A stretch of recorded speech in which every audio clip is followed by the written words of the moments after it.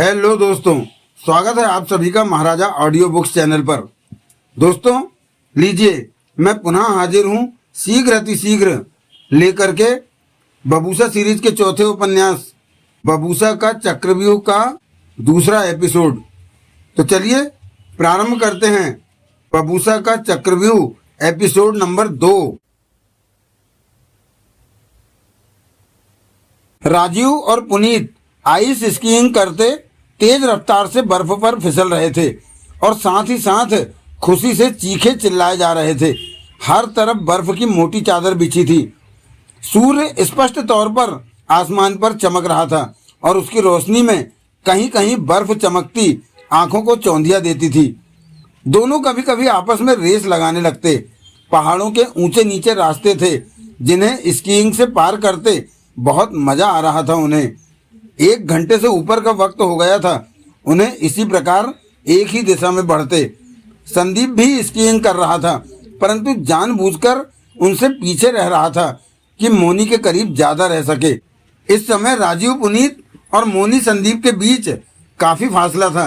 Rajiv Puneet race लगाते काफी आगे निकल गए थे, फिर एक पहाड़ की ओट में हो जाने के कारण दिखने बंद हो गए। ऐसे में संदीप फौरन स्कीइंग करके आगे जाती मोनी के पास जा पहुंचा। हेलो, संदीप उत्साह से बोला। मोनी उसे देखकर मुस्कुराई। कैसा लग रहा है मोनी बर्फ पर? मैंने बर्फ बहुत देखी है, मुझे सब एक सा लगता है। दिल्ली में रहने वालों को यहाँ बहुत मजा आता है, संदीप उसके साथ आगे बढ़ता कह उठा। हम तो बर्फ देखने आने वालों को बेवकूफ मानते हैं। बर्फ में क्या खास है जो इतना पैसा खर्च करके लोग?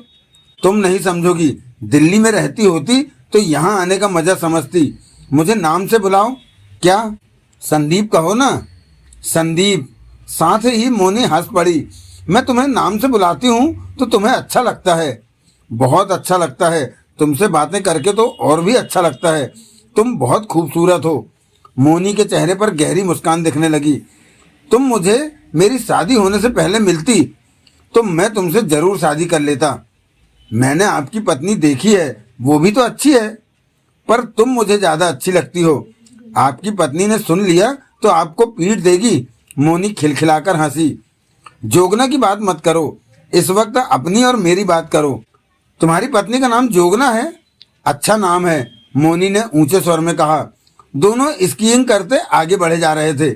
यहाँ पहाड़ों पर तो हमेशा ही सर्दी रहती है, तुम्हें ठंड लगती रहती होगी, संदीप बोला। अब तो आदत सी हो गई है इस सर्दी की। तो तुम्हें सर्दी नहीं लगती? लगती है कभी कभी। आज लग रही है? संदीप ने जल्दी से पूछा। आज तो खुला मौसम है, धूप निकली है, सर्दी कहाँ से लगेगी? मोनी ने कहा। पर इस बर्फ से तो मुझे तीखी ठंड लगने लगी है। देखो मेरी नाक भी लाल हो गई है। इतना तो होता ही है।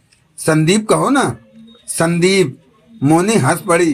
तुमने गाइड के तौर पर मुझे इसलिए चुना कि मैं सुंदर हूँ?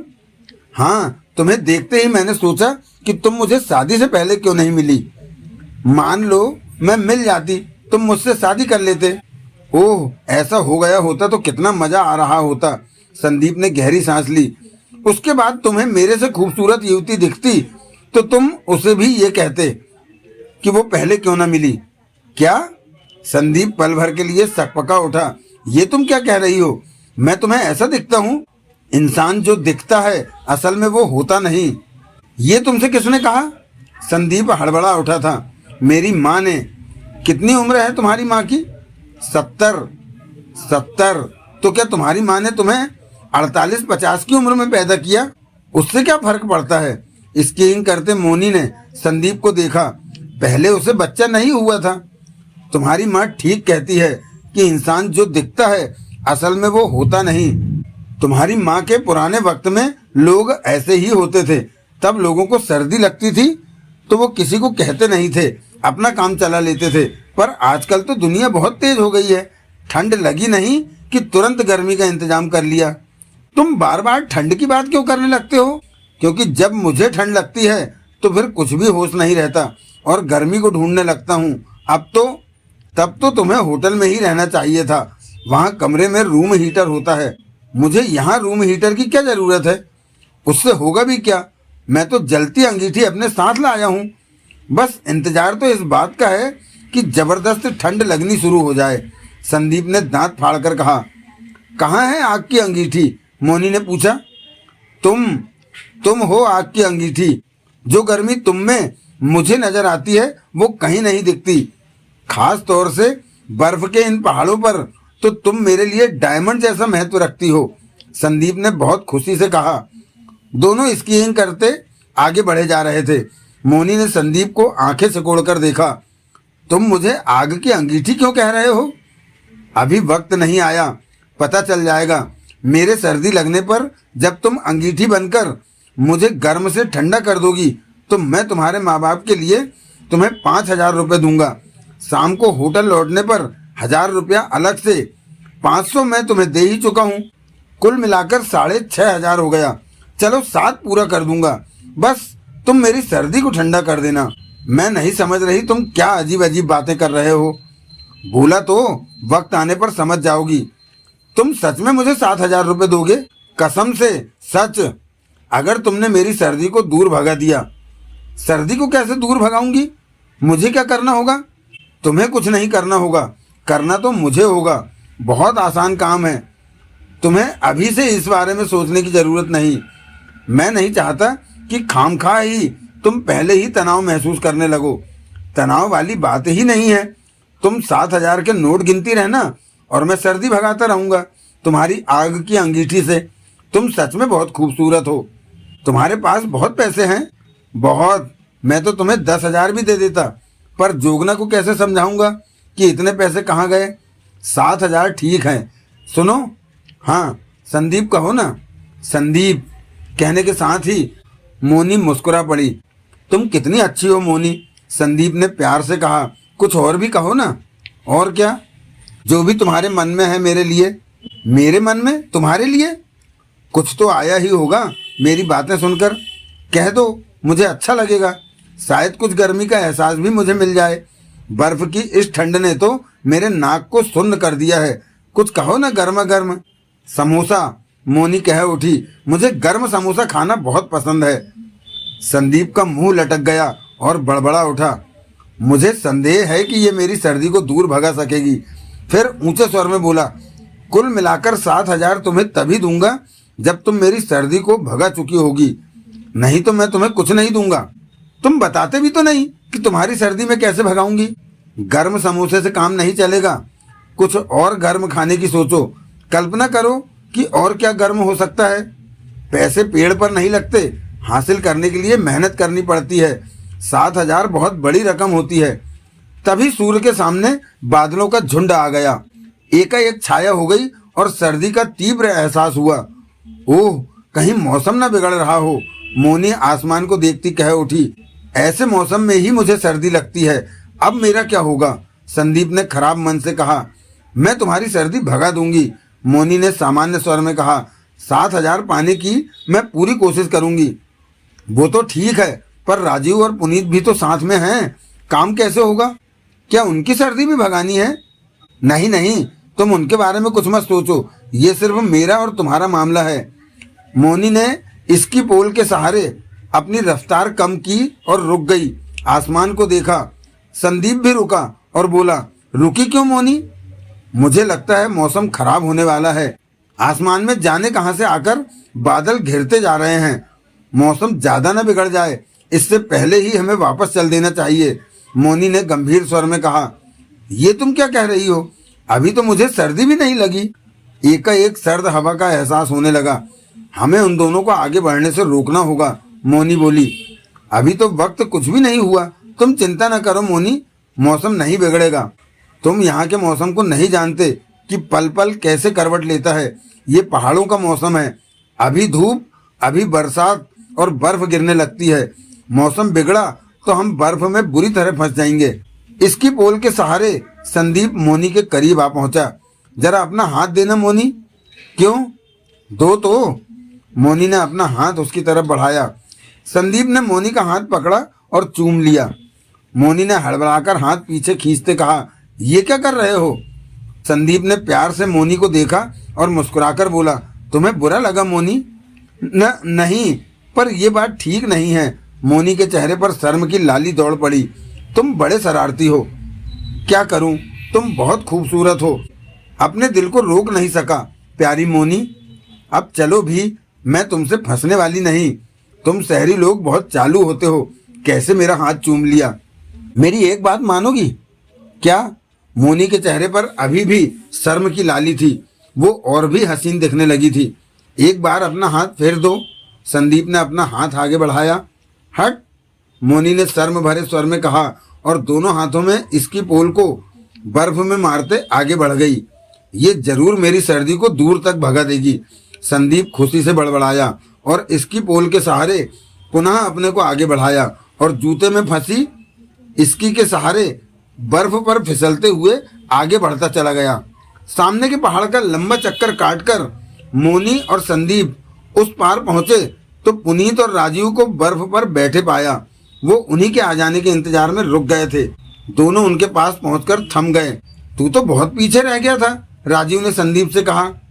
तुम दोनों रेस लगा रहे थे, मैं मोनी के साथ आराम से आ रहा था, संदीप बोला। ज्यादा आराम अच्छा नहीं होता। पुनीत ने मोनी पर निगाह मारी, मुस्कुराया। जवाब में संदीप ने दांत दिखा दिए। वातावरण में ठंडक आ चुकी थी। सूर्य बादलों के पीछे गायब होने के बाद फिर नहीं दिखा था और आसमान में बादल घिरते जा रहे थे। मध्यम सी बेहद ठंडी हवा चलने लगी थी। इस तरह बर्फ का वीराना हर तरफ दिख रहा था।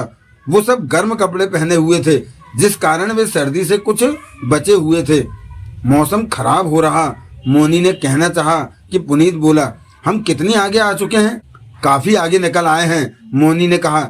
1 घंटे से ऊपर का वक्त हो गया तेज रफ्तार स्कीइंग करते हुए। जैसा कि मैंने पहले ही कहा था कि बर्फ पर एक आदमी दिन भर में जितना पैदल आगे बढ़ सकता है, उससे कुछ ज्यादा सफर हम स्कीइंग द्वारा 1 घंटे में तय कर लेते हैं। मोनी ने आसमान पर नजर मारी। मौसम बिगड़ रहा है, हमें वापस जाना चाहिए। पुनीत ने आसमान को देखा। मौसम ठीक है, पुनीत बोला। मुझे भी मौसम ठीक लग रहा है। जरा से बादल आ गए तो क्या हो गया, संदीप फौरन बोला और मोनी को देखकर मुस्कुराया। कितना सुहावना मौसम हो रहा है मोनी, पुनीत ने राजीव को देखकर कहा। क्या मौसम बिगड़ रहा है? बादल आ गए हैं, ये मामूली बात है, राजीव बोला। थोड़ी ठंडक बढ़ गई है बस। आप समझ नहीं रहे, पहाड़ों पर इसी तरह मौसम बिगड़ना शुरू होता है, मोनी कह उठी। वक्त क्या हुआ है, पुनीत ने राजीव से पूछा। राजीव ने बताया। इसका मतलब 1 घंटा 10 मिनट हमने बिना रुके स्कीइंग की। पुनीत खड़ा हुआ। शाम के 5 बजने में काफी वक्त है, अभी हम 1.5 घंटा और स्की कर सकते हैं। मैंने कहा है मौसम बिगड़ने लगा है, मोनी ने कहा। मैं गाइड हूँ, आप लोगों को मेरी बात माननी चाहिए। यहाँ के मौसम को मैं आप लोगों से बेहतर जानती हूँ। मोनी ने आसमान पर फैले गहरे बादलों को देखा। बरसात कभी भी शुरू हो सकती है, नहीं तो सर्दी इतनी बढ़ जाएगी कि। सर्दी? संदीप ने मुस्कुराकर मोनी को देखा। सच में सर्दी बढ़ने वाली है? हाँ, अगर मौसम ज्यादा बिगड़ा तो बर्फ भी गिर सकती है। बर्फ गिर जाए तो मजा आ जाएगा, राजीव खड़ा होते मुस्कुराकर बोला। अभी सब ठीक है, मुझे स्कीइंग में बहुत मजा आ रहा है और अभी वापस लौटने का तो कोई मतलब ही नहीं है। क्यों पुनीत? मैं भी तो यही कह रहा हूँ, संदीप जल्दी से कह उठा। ऐसा मौका कभी कभी आता है। क्यों मोनी, तू मेरी बात का जवाब दे रहा है या मोनी से बात कर रहा है, राजीव कह उठा। इस वक्त तो हम सब एक ही हैं, संदीप मुस्कुराया। मैं सबकी बातों का जवाब दे रहा हूँ। राजीव ने सिर हिलाकर संदीप और मोनी को गहरी निगाहों से देखा। तुम दोनों पीछे रह गए थे, राजीव बोला। पीछे क्या कर रहे थे? क्या कर रहे थे? संदीप ने अजीब से स्वर में कहा।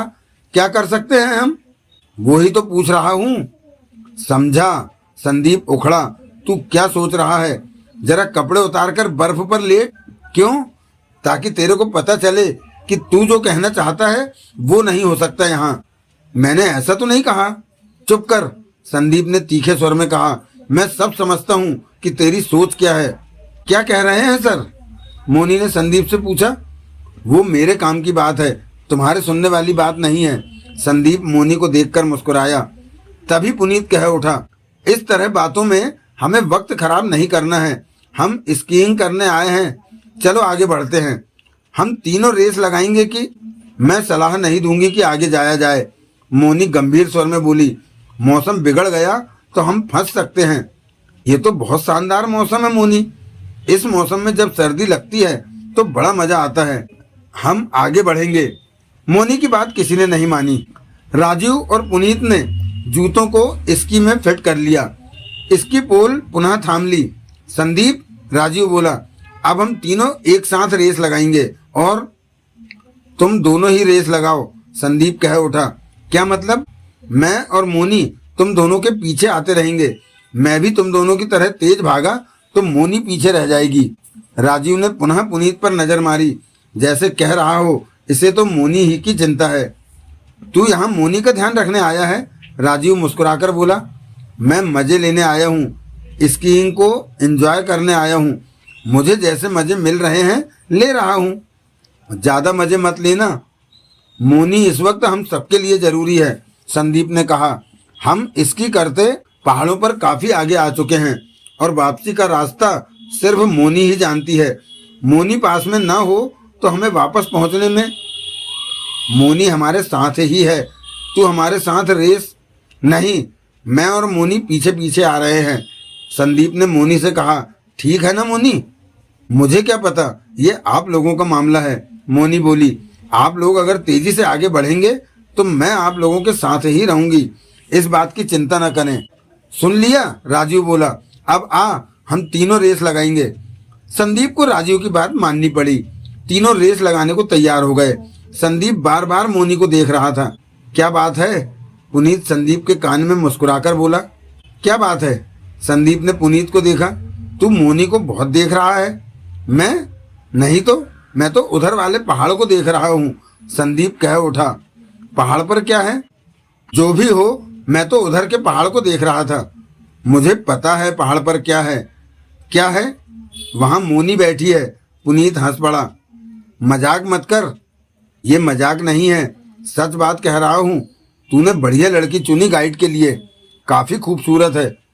मैंने उसकी खूबसूरती नहीं देखी, काबिलियत देखी है। वो अच्छी गाइड है, संदीप ने गंभीर स्वर में कहा। तूने एक ही नजर में पहचान लिया कि वो अच्छी गाइड है? यार तुम मुझे खींचने पे क्यों लगे हो? संदीप झल्ला उठा। उसके बाद उन तीनों ने अपना आगे का सफर शुरू कर दिया, जबकि मोनी ने कई बार आगे आने पर ऐतराज दिखाया और वापस चलने को कहा था, परंतु किसी ने उसकी बात नहीं मानी थी। संदीप 15-20 मिनट तक तो उनके साथ रेस लगाता रहा। तीनों तेजी से बर्फ पर फिसलते आगे बढ़ते रहे। संदीप और पुनीत ऊंची जगहों से जंप लगाते रहे थे। उनके ठहाके आवाजें सुनाई दे रही थीं। मोनी फासला रखे बराबर उनके पीछे आ रही थी। तभी संदीप ने उन दोनों का साथ छोड़ा और रफ्तार कम कर दी। पीछे से आती मोनी उसके साथ आ मिली तो वो मोनी के साथ आगे बढ़ने लगा। तुम पीछे क्यों आ गए? मोनी ने पूछा। तुम्हारे लिए, संदीप ने मुस्कुराकर कहा। मेरे लिए? मोनी मुस्कुराई। वो क्यों? मैंने सोचा तुम अकेली हो, बोर हो रही होगी, इसलिए मैं तुम्हारे पास। मैं कहाँ बोर हो रही हूँ, मेरे पास कंबल है, बर्फ पर बिछाने के लिए, पीठ पर लदे बैग में रखा है, संदीप ने कहा। कंबल? वो किस लिए? जब मुझे सर्दी लगेगी तो हमें नीचे बिछाने के लिए भी तो कुछ चाहिए होगा। बर्फ पर कैसे लेटेंगे? तुम अपनी बात कर रहे हो या मेरी? हम दोनों की। मेरी हालत ऐसी नहीं होने वाली कि मुझे बर्फ पर कंबल बिछाकर लेटना पड़े। मेरे लिए तो तुम्हें ऐसा करना होगा, तभी तो मेरी सर्दी भागेगी। मैं नहीं समझी तुम क्या कह रहे हो। जब मुझे सर्दी लगेगी और मैं तुमसे कहूंगा कि मेरी सर्दी को भगाओ तो तुम क्या करोगी? मैं तुम्हारे हाथ पैर रगड़ दूंगी। हाथ पैर रगड़ने से मेरी सर्दी नहीं भागेगी तो कैसे भागेगी? बहुत कुछ रगड़ना पड़ेगा, संदीप ने मुस्कुराकर कहा। उससे तुम्हारी सर्दी भी भाग जाएगी। मोनी ने गर्दन घुमाकर संदीप को देखा। संदीप खुलकर मुस्कुराया। मुझे अभी तक नहीं समझ आया कि तुम मुझे सर्दी सर्दी क्यों सुना रहे हो। समझ आ जाएगा, तुम कहो तो मैं कंबल बिछाऊं? संदीप ने बहुत आगे जा चुके पुनीत और राजीव को देखा। बर्फ पर कंबल बिछाकर लेटने का बहुत मजा आएगा। अपने साथियों के पास पहुंचो, वो काफी आगे जा चुके हैं। रास्ता भटक गए तो मुश्किल खड़ी हो जाएगी, तब उन्हें ढूंढ पाना आसान नहीं होगा, मोनी ने कहा। तेज चलो, कंबल पर लेटना है तो ये काम अपने साथियों की मौजूदगी में करो कि वो भी आराम कर सकें। मोनी ने सिर उठाकर आसमान को देखा, जहां काले बादल फैलते जा रहे थे। मौसम खराब होने वाला है, शायद बरसात आ जाए। हमें वापस जाना चाहिए। हम लोग काफी आगे निकल आए हैं। बरसात में स्की करना खतरनाक हो जाता है, स्लिप हो जाने का खतरा रहता है। तुम 7,000 को भूल रही हो मोनी, संदीप ने नाराजगी भरे भाव में कहा। मुझे याद है, तुम दोगे ना? मैं तो तुम्हें पहले भी कह चुका हूँ कि पैसा कमाने के लिए कुछ तो करना होगा। मैंने भी मेहनत करके पैसा कमाया है। तुम भी मेहनत करके मेरी सर्दी दूर करना और 7,000 ले लेना। तुम्हें सर्दी लगी कि नहीं? तुम एक इशारा करो, सर्दी तो मुझे फौरन लग जाएगी। संदीप मुस्कुराया। तुम्हारी बातें मेरी समझ में नहीं आती। अच्छा जरा रुको, 1 मिनट के लिए रुको। मोनी ने इसकी पोल के सहारे अपनी गति कम की और रुक गई। संदीप उसके करीब आकर रुका और प्यार से मुस्कुरा पड़ा। मोनी भी मुस्कुराई। मुझे प्यार से संदीप कहो। संदीप, ओह कितना अच्छा लगता है जब तुम मेरा नाम लेती हो। अब अपना हाथ तो दो। नहीं, तुम मना मत करो, इस तरह मुझे सर्दी लगनी शुरू हो जाएगी। मेरा हाथ थामकर तुम्हें सर्दी लगेगी? मोनी ने अजीब से स्वर में कहा। मेरी सर्दी ऐसी ही है, हाथ तो दो। मोनी ने हाथ बढ़ाया। संदीप ने हाथ थामा। चूमना मत, मैं। परंतु संदीप ने कसकर हाथ पकड़ा और बार बार चूमने लगा। ये क्या कर रहे हो शरारती? मोनी घबराकर कह उठी। हाथ छुड़ा लिया। चेहरे पर शर्म आ गई थी। तुम बहुत अच्छी हो। अब मुझे सर्दी लगनी शुरू हो गई है। कंबल बिछा लूं? संदीप ने प्यार से कहा। हम दोनों कंबल पर लेटेंगे। तुम मेरे साथ सट जाना, मुझे गर्मी मिलने लगेगी। बाकी सब मैं देख लूंगा। तुम्हें तो सिर्फ मेरे से सट के रहना है, बाकी सब कुछ मैं ही। ये तुम कैसी बातें कर रहे हो? मोनी हड़बड़ाकर बोली। तुम बहुत अच्छी हो मोनी। मेरी सर्दी भगाकर तुम 7,000 ले लोगी मुझसे। मोनी संदीप को देखने लगी। तुम नाराज तो नहीं हो गई मेरी बात सुनकर? संदीप ने मुंह लटका लिया। एकाएक मोनी मुस्कुराई और स्टिक पोल बर्फ पर ठोकती आगे बढ़ गई। संदीप उसके पीछे बढ़ गया और बड़बड़ाया। इसका कुछ समझ में नहीं आता कि ये 7,000 कमाना चाहती है या नहीं। राजीव और पुनीत कहीं भी नजर नहीं आ रहे थे। वो काफी आगे निकल गए थे। जल्दी चलो, मोनी आसमान में देखते चिल्लाकर बोली। बरसात शुरू होने वाली है। मैंने पहले ही कहा था कि मौसम खराब होने वाला है। हमें वापस चलना चाहिए। हम बहुत ज्यादा आगे आ चुके हैं। बरसात हो गई तो हम वापस कैसे जाएंगे? यहाँ पर तो ओट लेने के लिए भी कोई जगह नहीं है। मौसम बहुत बिगड़ गया था। आसमान में काले बादलों की वजह से अंधेरा छा गया था। जानलेवा तीखी हवा बहने लगी थी। कोहरा सा फैलने लगा था। एकाएक सर्दी बहुत ज्यादा बढ़ गई थी। ऐसे खराब मौसम में तो कमरे में रजाई लेकर बैठे होना चाहिए, परंतु ये लोग स्कीइंग में व्यस्त थे। राजीव और पुनीत स्कीइंग करने में इतने व्यस्त थे कि जैसे मौसम बिगड़ने का एहसास ही ना हो, जैसे उन्हें सर्दी लग ही नहीं रही हो। वो तो उस आजाद पंछी की तरह लग रहे थे जो बरसों बाद पिंजरे से छूट निकले हों। दोनों में होड़ लगी थी कि वे एक दूसरे से आगे निकल जाएं। इस बार 1.5 घंटा हो गया था उन्हें आगे बढ़ते हुए। जाने कितना लंबा रास्ता वो पार कर आए थे। हर तरफ बर्फ फैली थी। अब तो वहां इतनी रोशनी भी नहीं थी कि दूर तक स्पष्ट देखा जा सके। कोहरे के बादल बर्फ को छूते मंडरा रहे थे। वो नहीं जानते थे कि मोनी और संदीप पीछे तेजी से आ रहे हैं कि उन्हें वापस चलने को कह सकें, परंतु उनकी रफ्तार ही इतनी तेज थी आगे बढ़ने की कि उन्हें पकड़ पाना संभव नहीं हो पा रहा था। दोनों के रह रहकर ठहाके और एक दूसरे को पुकारने की आवाजें सुनसान बर्फ के जंगल में गूंज रही थी। मौसम की उन्हें कोई परवाह ही नहीं थी। लेकिन तभी उनके साथ हादसा पेश आ गया। उनकी खुशी हवा हो गई। वक्त जैसे एकाएक ही ठहर गया हो। उस वक्त पुनीत राजीव से 50 कदम आगे के फासले पर स्की पर तेजी से फिसला जा रहा था। एकाएक पुनीत की चीख गूंजी और खामोशी छा गई। फिर उसकी कोई आवाज नहीं उभरी। पुनीत! राजीव गला फाड़कर चिल्ला उठा। साथ ही फुर्ती से उसने खुद को वहां रोका जहां पुनीत की चीख गूंजी थी, परंतु पुनीत कहीं भी नहीं दिखा।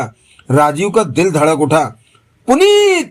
राजीव गला फाड़कर चिल्ला उठा, परंतु पुनीत की तरफ से कोई जवाब नहीं आया। राजीव की निगाहें हर तरफ जा रही थी, परंतु पुनीत कहीं भी नहीं था। राजीव का डर से दिल धड़कने लगा कि कि पुनीत कहाँ चला गया, वो चीखा क्यों था। पुनीत, पुनीत, राजीव जैसे दहशत में डूबा चीखा, तुम कहाँ हो। लेकिन जवाब में सन्नाटा छाया रहा। राजीव की हालत बुरी हो रही थी। उसकी आंखों के सामने तो पुनीत इसकी पर फिसलता जा रहा था कि अचानक ही वो चीख के साथ गायब हो गया। वो कहाँ गया। एकाएक राजीव को बर्फ के उस वीराने से डर लगने लगा। अब पहली बार उसे मौसम का एहसास हुआ कि वो बिगड़ गया है। सर्दी बढ़ गई है, वातावरण में नमी आ गई है, कोहरा बर्फ को छूता लहरा रहा है, आसमान काले बादलों की ओट में छिप चुका है और अंधेरे जैसा माहौल हर तरफ फैल चुका है। ये मौसम तो स्कीइंग करने के लिए ठीक नहीं था। एकाएक कोहरे के बादल ने उसे घेर लिया और उसे धुंध के अलावा कुछ भी नजर नहीं आया। मस्तिष्क में हथौड़ों की तरह एक ही सवाल घूम रहा था कि पुनीत कहाँ है, वो अचानक ही गायब कहाँ हो गया, वो चीखा क्यों था। कोहरे के बादल उसके गिर्द से छट गए। राजीव की नज़र हर तरफ घूमी। इसकी के सहारे वो धीरे धीरे पुनीत की तलाश में आगे बढ़ने लगा। आसपास घूमने लगा, परंतु पुनीत कहीं भी नहीं दिख रहा था। बुरी आशंका से उसका दिल धड़क उठा। पुनीत! राजीव गला फाड़कर चिल्ला उठा। उसकी आवाज में तड़प थी, भय था। राजीव की आवाज जैसे उस खराब मौसम में दबकर खत्म हो गई। कड़कती सर्दी में राजीव के चेहरे पर पसीना छूटने लगा। हाथों और चेहरे पर जैसे पसीने की गर्मी महसूस होने लगी। सर्दी का नामो निशान भी उसे महसूस नहीं हो रहा था। चेहरा फक पड़ चुका था। अपनी जगह ठगा सा खड़ा नजरें हर तरफ घुमा रहा था। पुनीत कहीं भी दिख नहीं रहा था। हर तरफ बर्फ की सफेद चादर थी जो कि इस नमी वाले मौसम में धुंधली हो चुकी थी। सामने सिर उठाए पहाड़ खड़ा था। राजीव को समझ नहीं आ रहा था कि पुनीत अचानक ही कहाँ गायब हो गया। गायब होने से पहले चीखा क्यों था। राजीव ने इसकी पोल को बर्फ में मारा और आहिस्ता आहिस्ता पुनीत की तलाश में इधर उधर घूमने लगा। 10 मिनट इसी कोशिश में बीत गए, परंतु पुनीत कहीं नहीं मिला। राजीव की हिम्मत जवाब देने लगी। उसका मन किया रो पड़े। अनजाना सा डर उसके सिर पर सवार होता जा रहा था कि पुनीत कहाँ गया। देखते ही देखते आंखों के सामने कहाँ गायब हो गया। उसी पल बरसात की मोटी सी बूंद उसके चेहरे पर पड़ी। तभी संदीप की मध्यम सी आवाज उसके कानों में पड़ी। राजीव चौंका। पुनीत के गुम होने पर ऐसा खोया था वो कि संदीप और मोनी को तो भूल ही गया था। उसने फौरन गर्दन घुमाकर देखा। काफी दूर बर्फ पर हिलते 2 लोग दिखे। राजीव एकाएक उत्साह से भर उठा। डर कुछ कम हुआ। उन दोनों का उसे बहुत सहारा मिला। 2 मिनट लगे कि इसकी करते वे दोनों पास आ पहुंचे। मौसम खराब हो रहा है, मोनी गुस्से से कह उठी। बरसात की बूंदें पड़ने लगी हैं। हम लोग इतनी दूर आ चुके हैं कि खराब मौसम में वापस पहुंचने में डबल वक्त लगेगा और कई मुश्किलों का सामना करना पड़ेगा। राजीव मोनी को देखता रहा। पुनीत कहाँ है? संदीप ने पूछा। वो पता नहीं, राजीव ने कांपते स्वर में कहा। हम दोनों इसकी करते आगे बढ़ रहे थे कि एकाएक चीख के साथ गायब हो गया। तब वो मेरे से कुछ आगे था। उसकी चीख सुनकर मैंने उसे देखा तो वो कहीं नहीं दिखा। मैं तब से उसे ढूंढ रहा हूँ, आवाजें दे रहा हूँ, परंतु कोई फायदा नहीं हो रहा है। वो नहीं मिल रहा। ये सुनते ही संदीप स्तब्ध सा रह गया। बरसात की बूंदें कुछ तेज हुई। बर्फ का सुंदर नजारा अब उन्हें नर्क की तरह महसूस होने लगा था। उन्हें एहसास हुआ कि उन्हें इसकी करते इतनी दूर नहीं आना चाहिए था। मुसीबत में यहाँ उन्हें किसी की मदद भी नहीं मिल सकती थी। वे दुनिया से कट चुके हैं। कहाँ पर गायब हुआ वो? मोनी के होठों से निकला। यहीं कहीं, राजीव ने फीके स्वर में कहा। जहाँ हम खड़े हैं। हैरानी है कि पुनीत कहाँ चला गया। मोनी ने सिर उठाकर सामने खड़े पहाड़ की तरफ देखा। टप टप बरसात की बूंदें बर्फ में गिर रही थी। यहाँ कहीं खोह होगी, मोनी ने कहा। खोह? संदीप ने उसे देखा। हाँ, पहाड़ के नीचे की खाली जगह। जब बर्फ पड़ती है तो वो जगह बर्फ से समतल हो जाती है, परंतु जब इंसान उसके ऊपर पहुंचता है तो बर्फ की परत नीचे दब जाती है और इंसान भीतर जा गिरता है। बर्फ के पहाड़ों पर ऐसी जगहें साधारणतया पाई जाती हैं। मोनी ने गंभीर स्वर में कहा। हमें खोह को ढूंढना होगा। ऐसी खोह दूर से नजर नहीं आती क्योंकि वो बर्फ से घिरी होती है। हमें बर्फ पर चलकर उस जगह को ढूंढना है। इसकी को पैरों से अलग करो। बरसात शुरू हो चुकी है। हम बुरे मौसम में फंस गए हैं। उसके बाद तीनों ने पैरों से इसकी को अलग किया और मोनी के कहे मुताबिक खो ढूंढने लगे। बरसात की बूंदें पड़ रही थीं, वो गीले हो रहे थे। सर्दी तीखी होती जा रही थी, वो ठिठुरने लगे थे। ऐसे में बर्फ पर चलना भी आसान नहीं था। 20 मिनट बाद संदीप ने वो खो ढूंढ ली। ये देखो, ये क्या है? संदीप जोरों से बोला। मोनी और राजीव वहां पहुंचे। सामने बर्फ से घिरा 10 फुट व्यास का गड्ढा सा नजर आ रहा था, जहां बर्फ नहीं थी। उन्होंने भीतर झांका, परंतु कुछ दिखाई नहीं दिया। संदीप और राजीव ने पुनीत को आवाजें लगाई, लेकिन कोई भी फायदा नहीं हुआ। मोनी गड्ढे के आसपास की बर्फ को देखने लगी तो उसे इसकी के निशान मिले, जो कि गड्ढे पर जाकर खत्म हो रहे थे। मोनी ने आसपास देखा तो 10 फुट के फासले पर बड़ा सा पहाड़ी पत्थर बर्फ से ढका देखा। तो उसने अपने कंधे से बैग निकाला और नीचे रखकर उसे खोलकर मोटा सा रस्सा भीतर से निकाला। ये तुम क्या कर रही हो? संदीप कह उठा। आपका साथी इसी खोह के भीतर है, मोनी बोली। ये रस्सा उस पत्थर से बांधो, मैं रस्सा पकड़कर नीचे जाऊंगी। वो बेहोश है, तभी उसकी आवाज नहीं आ रही। तुम भीतर जाओगी? संदीप के होठों से निकला। चिंता की कोई बात नहीं, ऐसी खोह 10 से 20 फुट गहरी होती है, मोनी ने कहा। रस्सा पत्थर से बांधो। संदीप और राजीव ने मिलकर रस्सा उस भारी पहाड़ी पत्थर से बांधा। मोनी रस्सा थामे गड्ढे में उतरती चली गई। भीतर तो अंधेरा है मोनी। हाँ, लेकिन मैं देख लूंगी, मोनी की नीचे से आवाज आई। मेरे पास माचिस है, राजीव ने कहा और पीठ पर लदे बैग से माचिस निकाली। फेंकूं क्या? अभी नहीं, मोनी की आवाज आई। मेरे पांव जमीन पर लग गए हैं। 10-12 फुट गहरी है खो। लाओ, फेंक दो माचिस। सीधी नीचे फेंकना, मैं गड्ढे के ठीक नीचे खड़ी हूँ। राजीव ने माचिस को सीधी नीचे गिरा दिया। कुछ पलों बाद नीचे माचिस की मध्यम सी रोशनी चमकी। पुनीत नीचे है? राजीव का व्याकुल स्वर परेशानी से भरा था। हाँ, मोनी की आवाज आई। वो मुझे दिख गया है। ठहरो, मैं चेक करती हूँ। ये बेहोश है, पर ठीक लग रहा है। मैं रस्सा इसकी कमर से बांधती हूँ, तुम लोग इसे ऊपर खींचना। ऊपर बरसात तेज होती जा रही है, संदीप बोला, और ये बेहोश है। चंद पल रुककर मोनी की आवाज आई। तुम दोनों रस्सा पकड़कर मेरी तरह खोह में उतर आओ। इस तरह हम बरसात और सर्दी से काफी हद तक बच सकते हैं। जब बरसात थम जाएगी तो हम रस्सा पकड़कर बाहर आ जाएंगे। तब तक इसे भी होश आ जाएगा।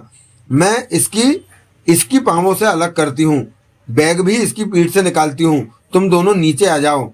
बाहर बरसात में अब तेजी आ गई थी। दोनों ने नीचे उतर जाना ही बेहतर समझा। रस्सा थामे किसी प्रकार वे गड्ढे में उतर आए। खोह में घुप अंधेरा था और वो एक तरफ को कुछ गहरी थी। बरसात तो क्या, सर्दी से भी बहुत बचाव हो रहा था खोह में आकर। संदीप के कहने पर मोनी ने माचिस की तीली जलाई। उस रोशनी में पुनीत को चेक किया। वो बेहोश था, हाथ पांव सलामत थे। मोनी ने पुनीत की इसकी और पीठ का बैग उतार दिया था। उन्होंने भी अपने बैग पीठ से हटा दिए थे। तुमने अपने बैग में रस्सा क्यों रखा हुआ था? संदीप बोला। क्योंकि बर्फ की इन जगहों पर इस तरह के खतरे आते हैं। हर गाइड के पास ऐसा ही 30 फुट लंबा रस्सा जरूर होता है कि टूरिस्ट ऐसी मुसीबत में फंसे तो उसे बचाया जा सके। शुक्रिया, संदीप ने गंभीर स्वर में कहा। तुम हमारे साथ ना होती तो पता नहीं हमारा क्या होता। तुम्हें चुनकर मैंने गलत काम नहीं किया। तुम सच में काबिल हो। पर इससे कब तक होश आएगा? राजीव चिंता भरे स्वर में कह उठा। बाहर बरसात की तेज बूंदें गिरने की आवाजें आ रही थी। सिर में चोट न लगी हो, मोनी ने कहा। राजीव ने अंधेरे में बेहोश पुनीत के चेहरे पर हाथ फेरा। अच्छी तरह चेक किया। सिर में चोट लगी तो नहीं लग रही, राजीव बोला। वहां अंधेरा था, वे एक दूसरे को ठीक से देख नहीं पा रहे थे। खोह के गड्ढे में जहां रस्सा लटक रहा था, वहां से अब तेजी से बूंदें गिरनी शुरू हो गई थी। शुक्र है कि इस बुरे मौसम में हमें ये जगह मिल गई, संदीप बोला। वक्त क्या हुआ है? राजीव बोला। मोनी ने माचिस जलाकर अपनी कलाई में बंधी घड़ी पर निगाह मारकर कहा। दोपहर के 3 बजे हैं। यहाँ तो रात जैसा मौसम लग रहा है। गड्ढे के मुंह से आती मध्यम रोशनी को देखते राजीव ने कहा, ये बरसात रुके तो हम वापस चलें। हमने गलती की इतनी दूर आकर। मोनी, हाँ, हम कितनी दूर आ गए हैं? बहुत दूर, मेरे ख्याल से करीब 2.5 घंटे कुल स्कीइंग की गई है, वो भी तेजी से। ऐसे में हम इस तरह समझ सकते हैं कि 4-5 दिन में इंसान जितना पैदल चल सकता है, हम उतना दूर आ पहुंचे हैं। ओह, फिर तो हमें वापस पहुंचते पहुंचते रात हो जाएगी। पहले पुनीत को तो होश आए, इसका हाल चाल पता चले। ये घायल हुआ तो वापस कैसे जा सकेंगे? कोई हड्डी वगैरह न टूट गई हो? मोनी बोली। हड्डी नहीं टूटी, संदीप गंभीर स्वर में बोला। टूटी होती तो बेहोशी में भी इसकी आवाजें निकल रही होती। यहाँ अगर रोशनी का इंतजाम हो जाए तो हमें आसानी हो जाए रुकने में, राजीव ने कहा। रोशनी का इंतजाम नहीं हो सकता, संदीप बोला। सिर्फ माचे से ही। तभी पुनीत के होठों से कराह की आवाज आई। इसे होश आ रहा है, मोनी के होठों से निकला। पुनीत, राजीव बेचैनी से कह उठा। पुनीत के होठों से कुछ पल कराह निकलती रही, फिर उसे होश आ गया। तुम ठीक तो हो? संदीप ने जल्दी से कहा। आह, क्या हुआ था मुझे? पुनीत ने धीमे स्वर में पूछा। तुम स्कीइंग करते करते पहाड़ी खोह में गिर गए थे। वो जगह ऊपर से बर्फ से ढकी थी। तुम समझ नहीं सके थे कि नीचे खाली जगह है, राजीव ने कहा। ऐसी जगह को कोई नहीं भांप सकता था। मुझे इतना पता है कि अचानक मैं नीचे गिरने लगा, फिर जाने क्या चीज मेरे सिर से टकराई और मेरे होश गुम हो गए। ये कौन सी जगह है? पुनीत ने उठ बैठने की चेष्टा की। राजीव ने उसे सहारा देकर बिठाया। ये वही पहाड़ी खोह है जहां तुम गिरे थे। मोनी ने हमारी बहुत सहायता की, वरना जाने क्या हो जाता, संदीप बोला। शुक्रिया मोनी। आह, क्या हुआ? मेरी टांग में दर्द हो रहा है। मुड़ गई लगती है, संदीप ने कहा और उसकी टांग की तरफ पहुंचकर बोला। कौन सी वाली? बाईं वाली। संदीप उसकी बाईं टांग को धीमे धीमे दबाने लगा। स्कीइंग के काबिल हो या नहीं? राजीव ने पूछा। हम बहुत दूर आ गए हैं, वापस भी जाना है। काबिल हूँ, कर लूंगा। बाहर बरसात आ रही है। हाँ, मौसम बिगड़ चुका है। आप लोगों ने भरपूर अपनी मर्जी की, मोनी ने उखड़े स्वर में कहा। मैंने तो बहुत पहले ही कह दिया था कि मौसम खराब हो रहा है, हमें वापस चल देना चाहिए। तब वापस चलते तो अब तक सूमा में होते। तुम ठीक कहती हो, संदीप गंभीर स्वर में बोला। तुम्हारी बात न मानकर हमने गलती की। गाइड की बात जरूर माननी चाहिए, मोनी बोली। मुझे यहाँ के पहाड़ी मौसम का बहुत अनुभव है। कहने के साथ ही मोनी उठी और खोह के उस रास्ते के पास पहुंची जहां रस्सा लटक रहा था। अगले ही पल वापस आकर बोली। अभी हम वापस नहीं चल सकते, बरसात बहुत तेज है। हम बरसात में भी स्कीइंग कर लेंगे, राजीव बोला। बरसात में रास्ता ही नहीं दिखेगा तो आगे कैसे बढ़ेंगे? भटक जाएंगे, मोनी बोली। इंतजार कर लेते हैं, बरसात थम जाएगी, पुनीत बोला। बरसात में बर्फ गीली होकर आपस में चिपक सी जाती है। ऐसे में स्कीइंग करते वक्त स्लिप हो जाने का खतरा रहता है, मोनी ने कहा। हमें वापसी पर बहुत ध्यान से स्कीइंग करनी होगी, संदीप, पुनीत बोला। मुझे उठाओ, हाथ लगाओ। पुनीत को संदीप ने सहारा देकर खड़ा किया। पुनीत अंधेरे में 2-4 कदम चला। बाईं टांग में हल्का सा दर्द अभी भी था, परंतु ऐसा नहीं कि स्कीइंग करने में रुकावट बने। वो मुस्कुराकर कह उठा। मैं ठीक हूँ, चिंता की कोई बात नहीं। मोनी जब कहेगी हम वापस चल पड़ेंगे। बरसात रुकने पर ही हम वापस चलेंगे, मोनी ने चिंता भरे स्वर में कहा। परंतु रास्ते में अंधेरा हो जाएगा। अंधेरे में स्कीइंग करने में परेशानी आएगी, तब रफ्तार धीमी रखनी होगी। तुम्हें वापसी का रास्ता तो याद है ना? मैं यहाँ इतनी दूर तक कभी नहीं आई। टूरिस्ट सूमा के पास के पहाड़ों पर 2-4 किलोमीटर तक ही जाते हैं, परंतु तुम लोग तो बहुत ज्यादा दूर आ चुके हो। इतनी दूर तो हमें आना ही नहीं चाहिए था। तुम वापसी का रास्ता जानती हो कि नहीं? राजीव ने पुनः परेशान स्वर में पूछा। चिंता मत करो, मोनी ने गंभीर स्वर में कहा। सूमा तक ले चलूंगी तुम लोगों को। ये बरसात भी तो रुक नहीं रही, संदीप बोला। मुझे भूख लगी है, पुनीत बोला। कुछ खाने को दो। राजीव ने अपने बैग से बर्गर निकालकर सबको दिए और कहा, खाने को काफी सामान है हम लोगों के पास, उसकी कोई चिंता नहीं। बोतलें भी हैं, पुनीत बोला। मैं अपने बैग में 2 बोतलें भी लाया हूँ, आप लोग पीने मत लग जाना, मोनी ने तुरंत कहा। बरसात रुकते ही हमने वापस चलना है। शाम घेराई, अंधेरा होना शुरू हो गया, परंतु बरसात अभी तक नहीं रुकी थी, बल्कि अब तो तेज तीखी सर्द हवा भी चलने लगी थी और उस हवा के झोंके खोह के भीतर आकर उन्हें कांपने पर मजबूर कर रहे थे। खोह में गहरा अंधेरा मौजूद था। वे एक दूसरे को देख नहीं पा रहे थे, परंतु दूसरे की मौजूदगी का एहसास अवश्य हो रहा था। सन्नाटा सा छाया हुआ था खोह में। उनके हिलने सरकने की आवाजें उठ रही थी। हम फंस गए लगते हैं, संदीप बोला। ये बरसात तो रुकने का नाम नहीं ले रही, पुनीत कह उठा। हमें रात को यहीं रुकना होगा, मोनी ने कहा। रात यहाँ? संदीप के होठों से निकला। ये क्या कह रही हो? मौसम खराब है, रात का अंधेरा फैला है, पहाड़ों पर पड़ी बर्फ गीली हो चुकी है और ऐसे में बर्फ के धंसने का खतरा बना रहता है। इस मौसम में स्कीइंग करने का खतरा मोल नहीं लिया जा सकता। रास्ते में कोई भी हादसा पेश आ सकता है, मोनी गंभीर स्वर में कह रही थी। अगर रात के वक्त चंद्रमा निकला होता तो हम आसानी से स्कीइंग करके वापस जा सकते थे, तब रास्तों को आसानी से देखा जा सकता था। परंतु बरसात और कोहरे में बर्फ पर स्कीइंग करना खतरे से भरा है। हम वापस ना पहुंचे तो हमारी पत्नियों का बुरा हाल हो जाएगा, राजीव बोला। वो तो सारे होटल को सिर पर उठा लेंगी कि हम वापस नहीं आए, संदीप ने कहा। हमें वापस चलने की कोशिश करनी चाहिए, पुनीत ने गंभीर स्वर में कहा। वहां खामोशी छा गई। मोनी खोह की दीवार से टेक लगाए बैठी थी। तुम कुछ कहो मोनी, संदीप बोला। मैंने जो कहना था कह दिया, मोनी ने शांत स्वर में कहा। आप लोगों ने पहले मेरी बात नहीं मानी, वापस नहीं लौटे तो इस मुसीबत में फंस गए। अब चलने की जबरदस्ती की तो फिर कोई मुसीबत में पड़ सकते हैं। बरसात जोरों की लगी है, ऐसे में बर्फ पर स्कीइंग करना खतरे से खाली नहीं। बरसात में कई जगह बर्फ धंसने का खतरा होता है। ये हम किस मुसीबत में फंस गए, पुनीत कह उठा। तभी आसमान में बिजली चमकी, बादलों की दिल दहला देने वाली गर्जना उभरी और आसमानी बिजली की चमक दो पल के लिए खोह के भीतर तक आई और लुप्त हो गई। इन सब बातों में सबसे अच्छी बात तो ये रही कि हमें पहाड़ की ये खोह मिल गई है, मोनी बोली। नहीं तो कड़ाके की सर्दी में कुछ ही घंटों में जान गंवा बैठते। इस इलाके में कहीं भी रुकने ठहरने की जगह नहीं है। हम सच में अभी वापस नहीं लौट सकेंगे, राजीव कह उठा।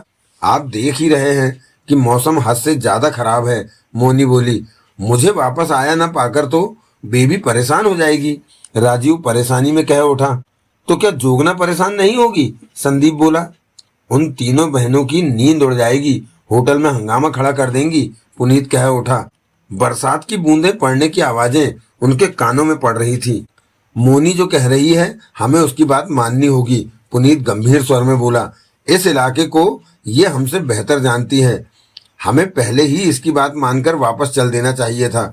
तब तो तुम लोगों पर स्कीइंग करने का भूत सवार था, संदीप झल्लाया।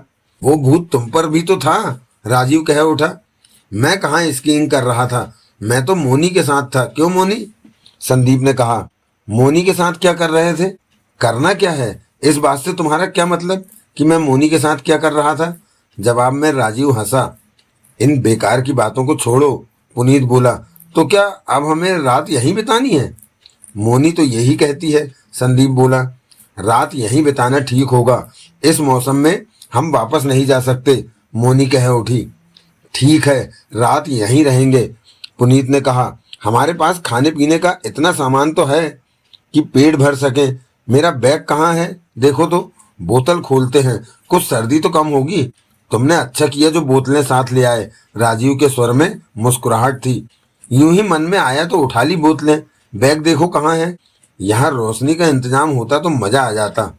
माचिस तो है पर उससे क्या होगा, संदीप बोला।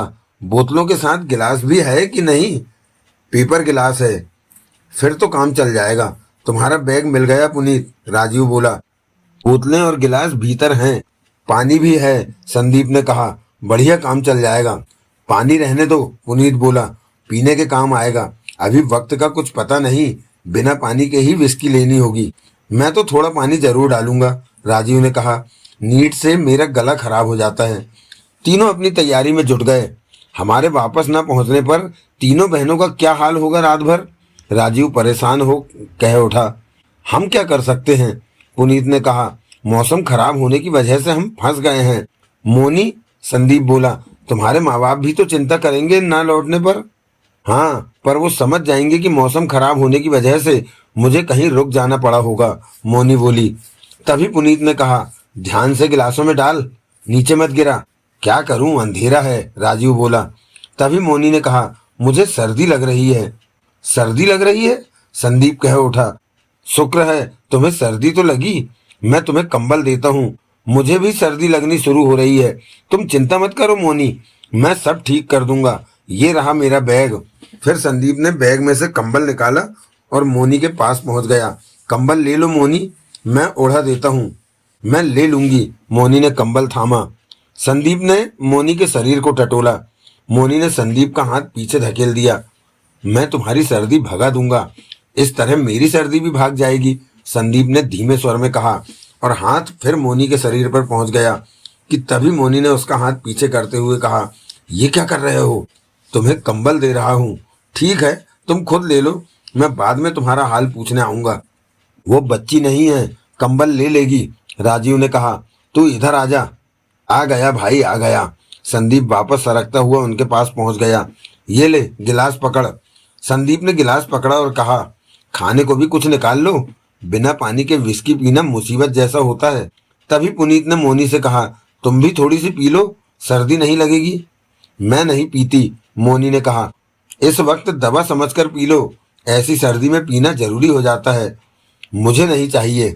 क्यों उसे बुरी आदत डाल रहे हो? उसकी सर्दी की तुम चिंता न करो, सब ठीक कर दूंगा, संदीप ने कहा। तीनों का पीना शुरू हो चुका था। मोनी 6-7 कदम दूर दीवार के पास कंबल ओढ़कर लेट गई थी। गिलास खाली होता तो फिर तैयार कर लिया जाता। तुम्हें भूख लगी होगी, राजीव ने मोनी से कहा। कुछ खा लो, खाने से भी गर्मी आती है। अभी भूख नहीं है, मोनी ने जवाब दिया। दोनों बोतलें खत्म हो चुकी थी। उन्हें इस वक्त जरा भी सर्दी नहीं लग रही थी। रात का जाने कौन सा वक्त चल रहा था। बरसात थम चुकी थी, परंतु बादलों की गर्जना यदा कदा सुनाई दे जाती थी। राजीव के खर्राटे गूंज रहे थे। पुनीत भी सो चुका था। संदीप भी एक तरफ लुढ़का पड़ा था कि एकाएक वो उठ बैठा, जैसे भूली बात याद आ गई हो। वो तगड़े नशे में था। कुछ पल तो बैठा झूमता रहा, फिर उधर सरकने लगा जिधर मोनी सो रही थी। वो मोनी के पास जा पहुंचा, हाथ से उसे हिलाता नशे से भरे धीमे स्वर में पुकारा, मोनी। हाँ, मोनी की आवाज नींद से भरी थी। सो गई?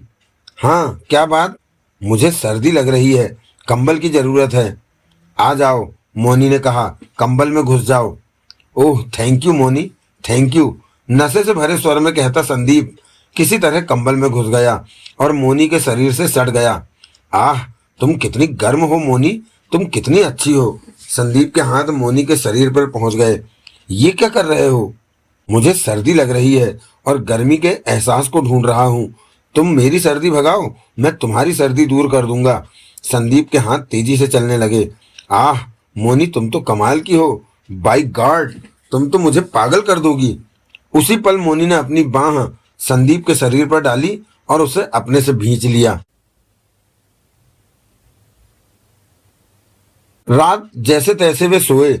जब तक नशा कायम रहा सोते रहे। नशा उतरा, सर्दी का एहसास हुआ तो वे उठ बैठे। सबसे खास बात तो ये रही कि पुनीत और राजीव ने उठने पर संदीप को अपने पास ही सोया पाया था। मोनी अपनी जगह पर कंबल ओढ़े गहरी नींद में थी। खोह के रास्ते से बाहर से मध्यम सा उजाला भीतर आ रहा था कि दिन निकल आया है। दिन निकला पाकर उन्होंने राहत की सांस ली, परंतु ठंड से वे ठिठुर रहे थे। विस्की ने इतनी सर्दी में रात निकाल दी, पुनीत बोला, नहीं तो बुरा हाल हो जाता। बरसात रुक चुकी है, अब हम वापस जा सकते हैं, पुनीत बोला। तीनों बहनों का क्या हाल हो रहा होगा कि हम वापस लौटे नहीं। वो क्या क्या सोच रही होंगी कि सब ठीक हो जाएगा, पुनीत मुस्कुराया। कम से कम अब वे फिर दोबारा सूमा गांव नहीं आने वाली। हमें जल्दी निकल चलना चाहिए, सर्दी से मेरी हालत खराब हो रही है, पुनीत बोला। संदीप को देखा कैसे घोड़े बेचकर सो रहा है। तभी संदीप ने आंखें खोलते हुए कहा, घोड़े बेचकर नहीं, सर्दी बेचकर सो रहा हूँ। सर्दी बेचकर क्या मतलब? राजीव उलझन में पड़ा। रात पीने से सर्दी भाग गई, बहुत मजा आया रात पीने के बाद। संदीप मुस्कुराया। पीने के बाद मजा आया? मैं समझा नहीं। तुम्हें समझने की जरूरत भी क्या है, संदीप ने कहा। फिर भी बता देता हूँ कि रात हर तरफ यहाँ अंधेरा था। ऐसे अंधेरे से भरी जगह पर रात मैंने पहली रात बिताई, पहली बार पी, पहली बार मुझे असली गर्मी का एहसास हुआ। मजा आ गया। तुझे सर्दी नहीं लग रही? पुनीत बोला। सर्दी? कैसी सर्दी? मेरे अंदर तो कुदरती गर्मी भर चुकी है। काश हर रात ऐसी होती। संदीप ने आह भरी। यहाँ से चलने की सोचो, मोनी को जगाओ, राजीव बोला। सोने दो बेचारी को। संदीप ने 6 कदम दूर कंबल में लिपटी मोनी को देखा। तुम्हें जोगना के पास पहुंचने की जल्दी नहीं है कि उसका क्या हाल हो रहा होगा, राजीव ने कहा। तुम्हें मेरी पत्नी की चिंता क्यों होने लगी, संदीप ने मुंह बनाया। जोगना से मेरा मतलब तीनों बहनों से है। अब वापस ही चलना है। संदीप ने मोनी को देखा। पर यह रात मेरी जिंदगी की खास रात बन गई है। इस रात को कभी भूल नहीं सकूंगा, दिल से लगाकर रखूंगा। ऐसी खास रात तो नहीं है ये। बहुत खास रात थी। हम खराब मौसम की वजह से फंस गए, पहाड़ी खोह में रहकर रात बिताई, 2 बोतलें हमने खाली की। और क्या रात थी जो मेरे दिल पर बीती, मैं ही जानता हूँ। तुम लोग तो बेवकूफ हो, पागल हो गया है ये, पुनीत कह उठा। मोनी को उठा राजीव। राजीव उठा और मोनी की तरफ बढ़ गया। हाथ मत लगाना उसे, संदीप कह उठा। आवाज लगाकर जगाना। तेरे को क्या तकलीफ है अगर हाथ से हिलाऊं, राजीव चिढ़कर बोला। पराई औरतों को नहीं छूना चाहिए, आगे तू समझदार है ही। राजीव ने मोनी को कंधे से हिलाकर उठाया। मोनी गहरी नींद में थी कि हिलाने पर फौरन उठ बैठी। क्या है, मोनी के होठों से निकला। दिन निकल आया है, राजीव ने कहा। ओह, मोनी की निगाह उस रास्ते पर गई जहां से रस्सा लटक रहा था। वहां से रोशनी भीतर आ रही थी। अब हमें वापस चल देना चाहिए, राजीव ने कहा। मैं बाहर जाकर देखती हूँ कि मौसम कैसा है, मोनी ने कहते हुए कंबल हटाया और खड़ा होते संदीप को देखा। आंखें मिली कि संदीप मुस्कुराया। मोनी भी रहस्य भरे अंदाज में मुस्कुरा पड़ी। संदीप का चेहरा खिल उठा। राजीव ने दोनों की मुस्कान देखी तो उसकी आंखें सिकुड़ी। मोनी आगे बढ़ गई थी और गड्ढे के मुंह से लटकते रास्ते को पकड़कर ऊपर जाने लगी। वो तेरे को देखकर मुस्कुरा क्यों रही थी, राजीव ने संदीप से पूछा। तू जल रहा है कि मोनी तेरे को देखकर क्यों नहीं मुस्कुराई, संदीप मुस्कुराया। वही तो बात है कि वो मेरे को और पुनीत को देखकर क्यों नहीं मुस्कुराई, तेरे को ही देखकर क्यों मुस्कुराई। मैं तुम दोनों से बढ़िया दिखता हूँ, वो मेरे से प्रभावित हो गई होगी, संदीप हंसा। राजीव ने कुछ नहीं कहा और मोनी की तरफ देखा। मोनी वहां से बाहर निकल चुकी थी, वो नहीं दिखी। उसकी मुस्कान में ऐसा कुछ था जैसे वो तुम्हें कुछ कह रही हो, राजीव पुनः बोला। वो मुझे धन्यवाद दे रही होगी कि रात मैंने उसे सर्दी नहीं लगने दी, मैंने उसे कंबल दिया था, संदीप ने कहा। राजीव ने कुछ नहीं कहा। हमारी इसकी और पोल बाहर ही हैं, संदीप बोला। कल पुनीत को तलाश करते हमने इसकी को जूतों से निकाल दिया था और अंधेरा हो जाने की वजह से वो वहीं रह गए। वो बाहर ही होंगे, मिल जाएंगे, राजीव ने कहा। तभी मोनी रस्सा थामे नीचे आती दिखी। वो नीचे आ गई, बोली, अभी हमारा निकलना ठीक नहीं, बाहर धुंध और कोहरा बहुत है, 8-10 फुट से ज्यादा दूर नहीं दिख रहा। हम धीरे चलेंगे, पुनीत ने कहा। कुछ तो रास्ता तय होगा।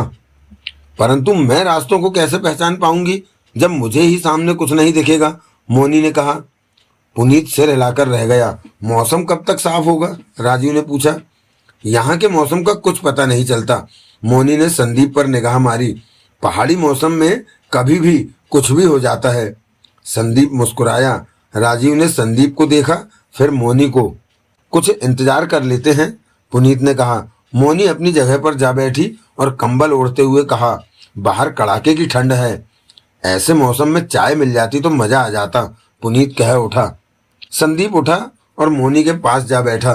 दोनों की आंखें मिली, अर्थपूर्ण ढंग से मुस्कुराए। तू कैसी है मोनी, संदीप ने प्यार से पूछा। मोनी के चेहरे पर शर्म की लाली उभरी। ठीक है ना, तुम बहुत शरारती हो, मोनी दबे स्वर में बोली। रात तुमने क्या किया, तुम्हारी भी तो सहमति थी उसमें, मोनी उसी अंदाज में मुस्कुराती रही। अच्छा लगा था, हाँ, पहली बार ऐसा हुआ मेरे साथ, मोनी ने दबे स्वर में कहा। ओह सच मोनी, मुझे भी बहुत अच्छा लगा, इस रात को मैं कभी नहीं भूलूंगा, मोनी शर्म भरी मुस्कान के साथ संदीप को देखती कह उठी। इन लोगों को तो कुछ पता नहीं चला, नहीं नहीं, इन्हें कुछ भी पता नहीं है, ये हम दोनों की बात है, संदीप ने जल्दी से कहा। अब मैं शादी कर लूंगी। शादी किससे, जिससे भी मेरे माँ बाप कहेंगे। मुझे नहीं पता था कि शादी के बाद इतना अच्छा लगता है। तुम शादी कर लोगी, संदीप परेशान हुआ। मैं तो सोच रहा था कि आने वाले साल फिर तुमसे मिलूंगा। मोनी उसी मीठी मुस्कान के साथ संदीप को देखती रही। तुम शादी करो या न करो, अगले साल मुझसे मिलोगी ना? शादी कर ली तो फिर कैसे मिल सकूंगी? मैंने भी तो शादी कर रखी है, लेकिन मैं तुमसे रात को। तभी पीछे से राजीव की आवाज आई, ऐसी घुट घुट के क्या बातें हो रही हैं, हमें भी तो पता चले। मैं तुमसे फिर बात करूंगा मोनी, संदीप ने कहा और उठकर राजीव पुनीत के पास आ बैठा। मैं मोनी से बाहर के मौसम का हाल पूछ रहा था। सच में बाहर का मौसम बहुत खराब है, अभी हमारा चलना ठीक नहीं होगा। दिन के 11:30 बज रहे थे जब उनका वापसी का सफर शुरू हुआ, परंतु मौसम तब भी साफ नहीं था। कोहरा हर तरफ फैला ठहरा हुआ था। हवा नहीं चल रही थी। हवा चल रही होती तो वो कोहरे को अपने साथ उड़ा ले जाती, लेकिन गुमसा मौसम था। कल हुई मूसलाधार बरसात का असर अभी भी दिख रहा था। बर्फ गीली थी। ऐसे में स्कीइंग करने में फिसलने का खतरा था। उन्हें सावधानी से स्कीइंग करनी पड़ रही थी। कोहरे की वजह से 40-50 फुट के आगे देख पाना संभव नहीं हो पा रहा था। ऐसे में सबसे बड़ी समस्या तो मोनी को रास्ता पहचानने समझने में आ रही थी। थकान और कड़कती सर्दी की वजह से उनके शरीर ढीले पड़ रहे थे और ठिठुर रहे थे। कम से कम इस वक्त तो वो मन ही मन स्कीइंग करने से तौबा कर रहे थे और वे जल्द से जल्द होटल पहुंचकर गर्म कमरे में रजाई में दुबक जाना चाहते थे। आगे मोनी स्कीइंग करती जा रही थी, कुछ पीछे वे तीनों थे। उनकी रफ्तार धीमी थी। मेरा तो शरीर कांप रहा है, राजीव कह उठा। ठंड तो मुझे भी लग रही है, परंतु होटल पहुंचना जरूरी है, पुनीत ने कहा। सुधा रात भर सोई नहीं होगी। तुम लोग तो ऐसे बात कर रहे हो जैसे मुझे ठंड ना लग रही हो और जोगना की परवाह ना हो, संदीप ने कहा। जोगना जानती है कि ऐसे मौसम में मुझे सर्दी बहुत लगती है। वो मेरी बहुत चिंता कर रही होगी। कहने के साथ ही संदीप ने स्की पोल के सहारे अपनी रफ्तार तेज की और मोनी के पास जा पहुंचा। हेलो मोनी, वो प्यार से बोला। मोनी ने मुस्कुराकर उसे देखा। मुझे रात की बहुत याद आ रही है। सच में तुम बहुत अच्छी हो, संदीप ने मुस्कुराकर कहा। तुम भी तो बहुत अच्छे हो, संदीप कहो ना। संदीप, मोनी ने प्यार से कहा। कितना अच्छा लगता है जब तुम मेरा नाम लेती हो। वो तुमने सच कहा था कि रात पहली बार तुमने? झूठ क्यों कहूंगी, बहुत बहुत अच्छा लगा, संदीप सपनों में गुम होता कह उठा। हाँ, बहुत अच्छा। मोनी के चेहरे पर शर्म की लाली दौड़ गई। मैं तुमसे कुछ कहना चाहता हूँ मोनी। क्या? अभी तुम शादी करने में जल्दबाजी मत करो। हो सकता है मेरी तुम्हारी ही शादी हो जाए। तुम्हारी शादी तो हो चुकी है। हो तो चुकी है, पर क्या पता जोगना को कोई गंभीर बीमारी लग जाए और वो ना रहे। वो पहाड़ से भी गिर सकती है, दिल्ली में एक्सीडेंट भी हो सकता है, कुछ भी हो सकता है। मेरी मानो तो साल भर का इंतजार कर लो। मुझे पूरा भरोसा है कि साल भर में जोगना को ऐसा कुछ अवश्य हो जाएगा कि हम दोनों शादी कर सकें, संदीप ने सोच भरे स्वर में कहा। क्या तुम अपनी पत्नी को मेरे लिए मारने की सोच रहे हो? मोनी ने तेज स्वर में कहा। ये तुम क्या कह रही हो? मैंने ये बात कब कही? परंतु तुम्हारी बात से तो मुझे ऐसा ही लगता है। गलत मत कहो मोनी, ऐसी बुरी बात मैं सोच भी नहीं सकता। मैं तो सोच रहा हूँ कि तुम मुझे प्यार करने लगी हो, मैं तुम्हें पसंद कर रहा हूँ, तो ऐसे में भगवान भी हमारी सहायता करेगा हमारे मिलने में। भगवान ने तुम्हारी पत्नी का भी तो ख्याल रखना है, वो हमें क्यों मिलने देगा? फिर तुम कैसे कह सकते हो कि मुझे तुमसे प्यार हो गया है? तुम तो शादीशुदा हो। ठीक है, रात को जो हुआ वो मुझे अच्छा लगा, उसी के कारण मेरे मन में ये विचार आया है कि मैं शादी कर लूंगी। तुम अपनी पत्नी के साथ खुश रहो, मैं अपने घर खुश। पर मोनी, मैं तुम्हारे साथ खुश रहूंगा। तुम्हारी पत्नी है, साल भर का इंतजार करो, शायद जोगना को कोई गंभीर बीमारी हो जाए और तुम। मोनी ने गंभीर निगाहों से संदीप को देखा। अपने मन में अपनी पत्नी के लिए गलत विचार रखते हो, ये मुझे पसंद नहीं। मुझे समझने की कोशिश करो मोनी, मैं तुम्हें पाना चाहता हूँ। तुम मेरे दिल में उतर चुकी। इस वक्त वे ऊंचे पहाड़ों के बीच में से निकल रहे थे। दोनों तरफ पहाड़ थे, बीच में बर्फ से भरा रास्ता था, आगे कोहरा था। उनकी गति मध्यम थी कि तभी मोनी ने इसकी पोल के सहारे खुद को फिसलने से रोक लिया। संदीप भी रुकता चला गया। तुम रुक क्यों गई? मोनी आसपास देखती गंभीर स्वर में कह उठी। मुझे लगता है गहरे कोहरे की वजह से हम रास्ता भटक गए हैं। क्या? संदीप चिंता में पड़ गया। तब तक राजीव और पुनीत भी पास आ पहुंचे। रुके क्यों? पुनीत ने पूछा। मोनी को लगता है कि हम रास्ता भटक गए हैं, संदीप बोला। कोहरा बहुत फैला है, रास्ते का पता नहीं चल रहा। राजीव ने मोनी को देखा। शायद हम गलत जा रहे हैं। मोनी गंभीर थी। जब हम आए थे तो पहाड़ों के बीच इस तरह का रास्ता नहीं था। क्या पता दिशा सही हो, रास्ता हमने दूसरा पकड़ लिया हो, पुनीत ने कहा। ये हो सकता है, संदीप ने कहा। आगे जाकर देखते हैं। मोनी ने सोच भरे अंदाज में सिर हिला दिया। आओ चले। वे पुनः आगे बढ़ने लगे। मौसम बहुत ठंडा हो रहा है, राजीव बोला। बुरे हाल हो रहे हैं, पुनीत ने कहा। मुझे तो सर्दी नहीं लग रही, संदीप बड़बड़ाया और मुस्कुराकर आगे जाती मोनी को देखा। मोनी सच में कमाल की लड़की है, गर्मी से भरी हुई। इससे मेरी शादी हो जाए तो मुझे कभी भी सर्दी न लगे। तुम क्या कह रहे हो? 2 कदम पीछे राजीव ने पूछा। कुछ नहीं। तो क्या तुम्हें बड़बड़ाने की बीमारी पड़ गई है बूढ़ों की तरह? राजीव ने मुंह बनाया। एक बात तो बता दो। क्या? सोए उठने पर मोनी खास तौर से तुम्हें ही देखकर क्यों मुस्कुराई थी? तुम्हें धोखा हुआ है। वो मुझे देखकर नहीं मुस्कुराई थी। मुस्कुराई थी, सुबह तुमने ये बात मानी थी। अच्छा, संदीप ने भोलेपन से कहा। मोनी से पूछकर बताऊंगा कि वो क्यों मुस्कुराई थी। बात को गोल कर रहा। राजीव अपनी बात पूरी न कर सका। मोनी उसी पल रुक गई। वे सब भी रुके। अगले ही पल उन्होंने जो देखा वो उन्हें हैरान कर देने के लिए काफी था। सामने 50 कदम दूर बहुत बड़ा सा कुछ दिखा। कोहरे ने उस चीज को घेर रखा था। नीचे जमीन पर धातु के बड़े बड़े डंडों से स्टैंड जैसा कुछ था जिस पर वो चीज टिकी हुई थी। वो ऊंची चीज थी, करीब 25-30 फुट ऊंची, गुब्बारी की तरह फूली और फैली हुई। स्टील कलर, हल्के नीले रंग जैसी चीज थी वो। श्रोताओं को बता दें कि वो पोपा यानी अंतरिक्ष यान है। ये क्या है? मोनी का हैरानी से मुंह खुला रह गया। बाय गॉड मोनी, ये तो हवाई जहाज जैसा दिखता है, संदीप बोल पड़ा। पास जाकर देखते हैं, पुनीत ने कहा और आगे बढ़ा, परंतु उसी पल थम गया। उसे सामने से किसी की आवाज आती सुनाई दी। यहाँ लोग भी हैं? पुनीत के मस्तिष्क में कौंधा। यहाँ लोग भी हैं, राजीव कह उठा। मुझे कुछ गड़बड़ लग रही है, पुनीत बोला। उसकी आंखें अभी भी पोपा पर टिकी थी। ये पोपा का पीछे वाला हिस्सा था और कोहरे में लिपटा पोपा आधा अधूरा ही नजर आ रहा था। अभी इन्होंने पूरा आकार प्रकार नहीं देखा था। इंस्पेक्टर साहब, संदीप बोला, अपना ज्यादा दिमाग मत दौड़ाओ, सब ठीक है। यहाँ कोई सरकारी काम चल रहा होगा। बेकार की बात मत करो, ये बर्फ की वीरान जगह है। यहाँ हवाई जहाज जैसी बड़ी सी चीज खड़ी होने का क्या मतलब है? ऐसी जगह पर लोगों का होना क्या मतलब रखता? 1 मिनट, मोनी उसी पल कह उठी। ये यहाँ इस तरफ डोबू जाती रहती है कहीं। डोबू जाती? पुनीत ने उसे देखा। पुरानी जातियों में से एक डोबू जाती है। मैंने उन्हें कभी देखा तो नहीं, परंतु सुना है कि इस तरफ डोबू जाति के लोग रहते हैं और वो खतरनाक योद्धा हैं। वो लोगों से दूर अलग थलग रहते हैं, मोनी ने बताया। तुम्हारा मतलब कि ये डोबू जाति के लोग हो सकते हैं? संदीप बोला। पता नहीं, अचानक ये बात मेरे दिमाग में आई तो मैंने बता दी। ऐसी डोबू जाति के पास ये हवाई जहाज जैसी चीज नहीं हो सकती, पुनीत ने कहा। मुझे तो ये कुछ और ही लगता है, पोपा को घूरता संदीप कह उठा। और क्या? राजीव बोला। पता नहीं क्या। चारों पोपा को देखकर हैरानी में थे कि बर्फ के ऐसे वीराने में ऐसी चीज क्यों मौजूद है।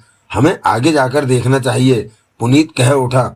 वहां लोग हैं, राजीव बोला। कहीं हमें खतरा ना आ जाए किसी प्रकार का। खतरा कैसा? संदीप ने कहा। हम रास्ता भटक गए और इस तरफ आ गए। पता तो चले कि यहाँ क्या हो रहा है। चल पुनीत। वो चारों इसकी पर सरकते आगे बढ़ने लगे।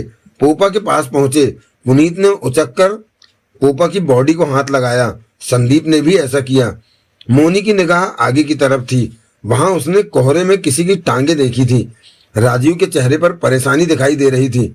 वो उलझन भरी नजरों से पोपा को देखता कह उठा, यह हवाई जहाज नहीं हो सकता। ये तो गोल सी बहुत बड़ी चीज है, अजीब सी। ऐसा कुछ मैंने पहले कभी नहीं देखा। किलोरा पोपा पर मौजूद रहकर सब कामों को ठीक से संभाले हुए था। उसके हवाले कई काम थे। पोपा का ध्यान रखना, अपने आदमियों को काम बांटते रहना, डोबू जाति पर हो चुके कंट्रोल को सलामत रखना, रानी ताशा से यंत्र पर बात करना और रानी तासा कुछ कहती है तो वो ही काम करना। जरूरत पड़ने पर महापंडित को रानी तासा का मैसेज देना और उससे जवाब लेकर रानी तासा को बताना। किलोरा हर समय सतर्क रहता था और अपनी जिम्मेवारियां पूरी तरह निभा रहा था। उसके 15 आदमी पहाड़ों के भीतर डोबू जाति के बीच मौजूद थे और सब कुछ संभाले हुए थे। अगोमा, जो कि डोबू जाति का ही था, परंतु रानी तासा के लोगों का पूरा साथ दे रहा था। लेकिन ये लोग नहीं जानते थे कि अगोमा सोलाम और बबूसा से भी तारों वाले कमरे में बातें करता रहता है, जो कि डोबू जाति को रानी तासा के अधिकार से मुक्त करा लेना चाहते थे। बबूसा से तो कई दिन से अगोमा की बात नहीं हुई थी, परंतु सोलाम यंत्र पर दिन में एक बार अगोमा से अवश्य बात कर लेता था।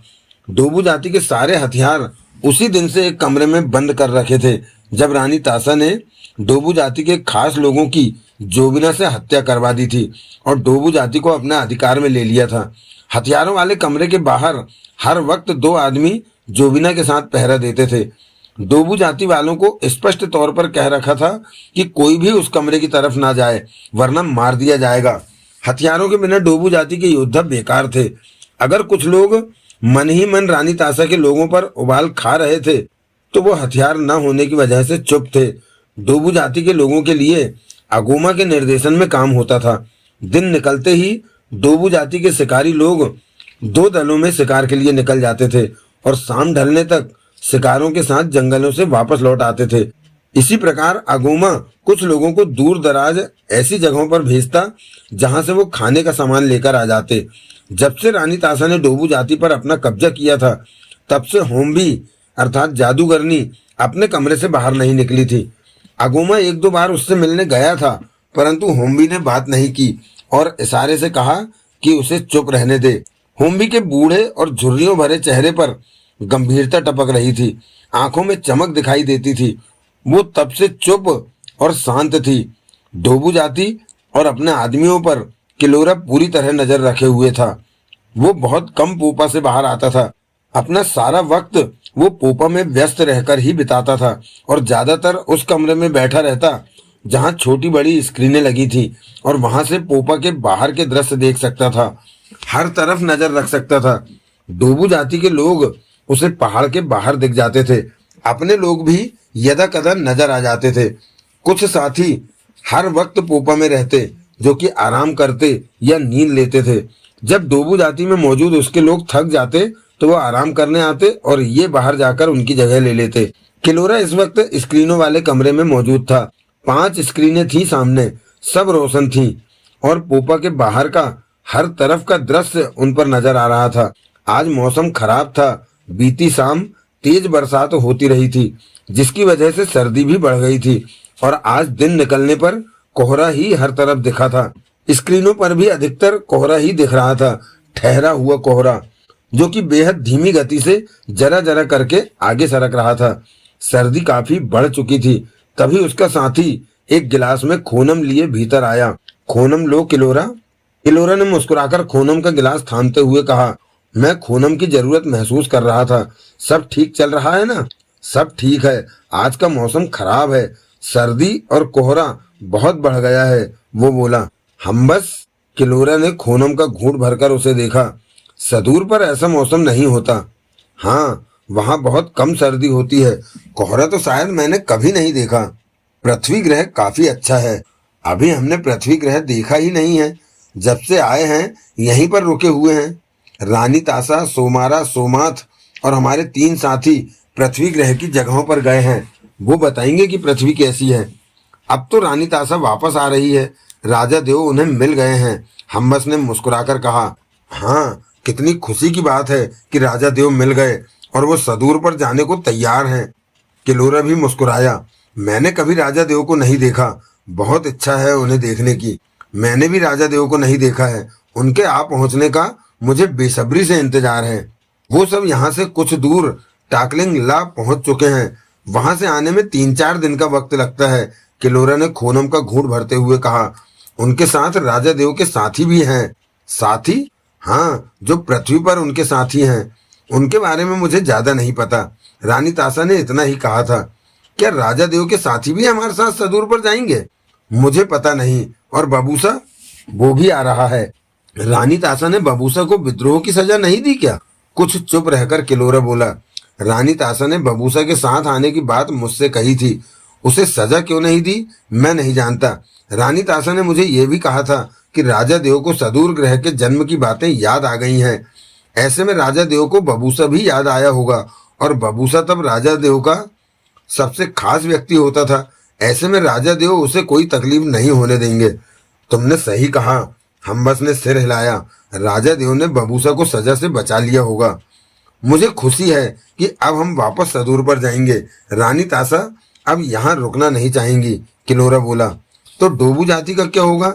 रानी तासा का कहना है कि डोबू जाति का ये ठिकाना हमारे लिए सुरक्षित जगह है कि हम सदूर से आकर यहाँ टिक सके, और पोपा भी किसी की निगाह में नहीं आता, पहाड़ों के भीतर छिप जाता है।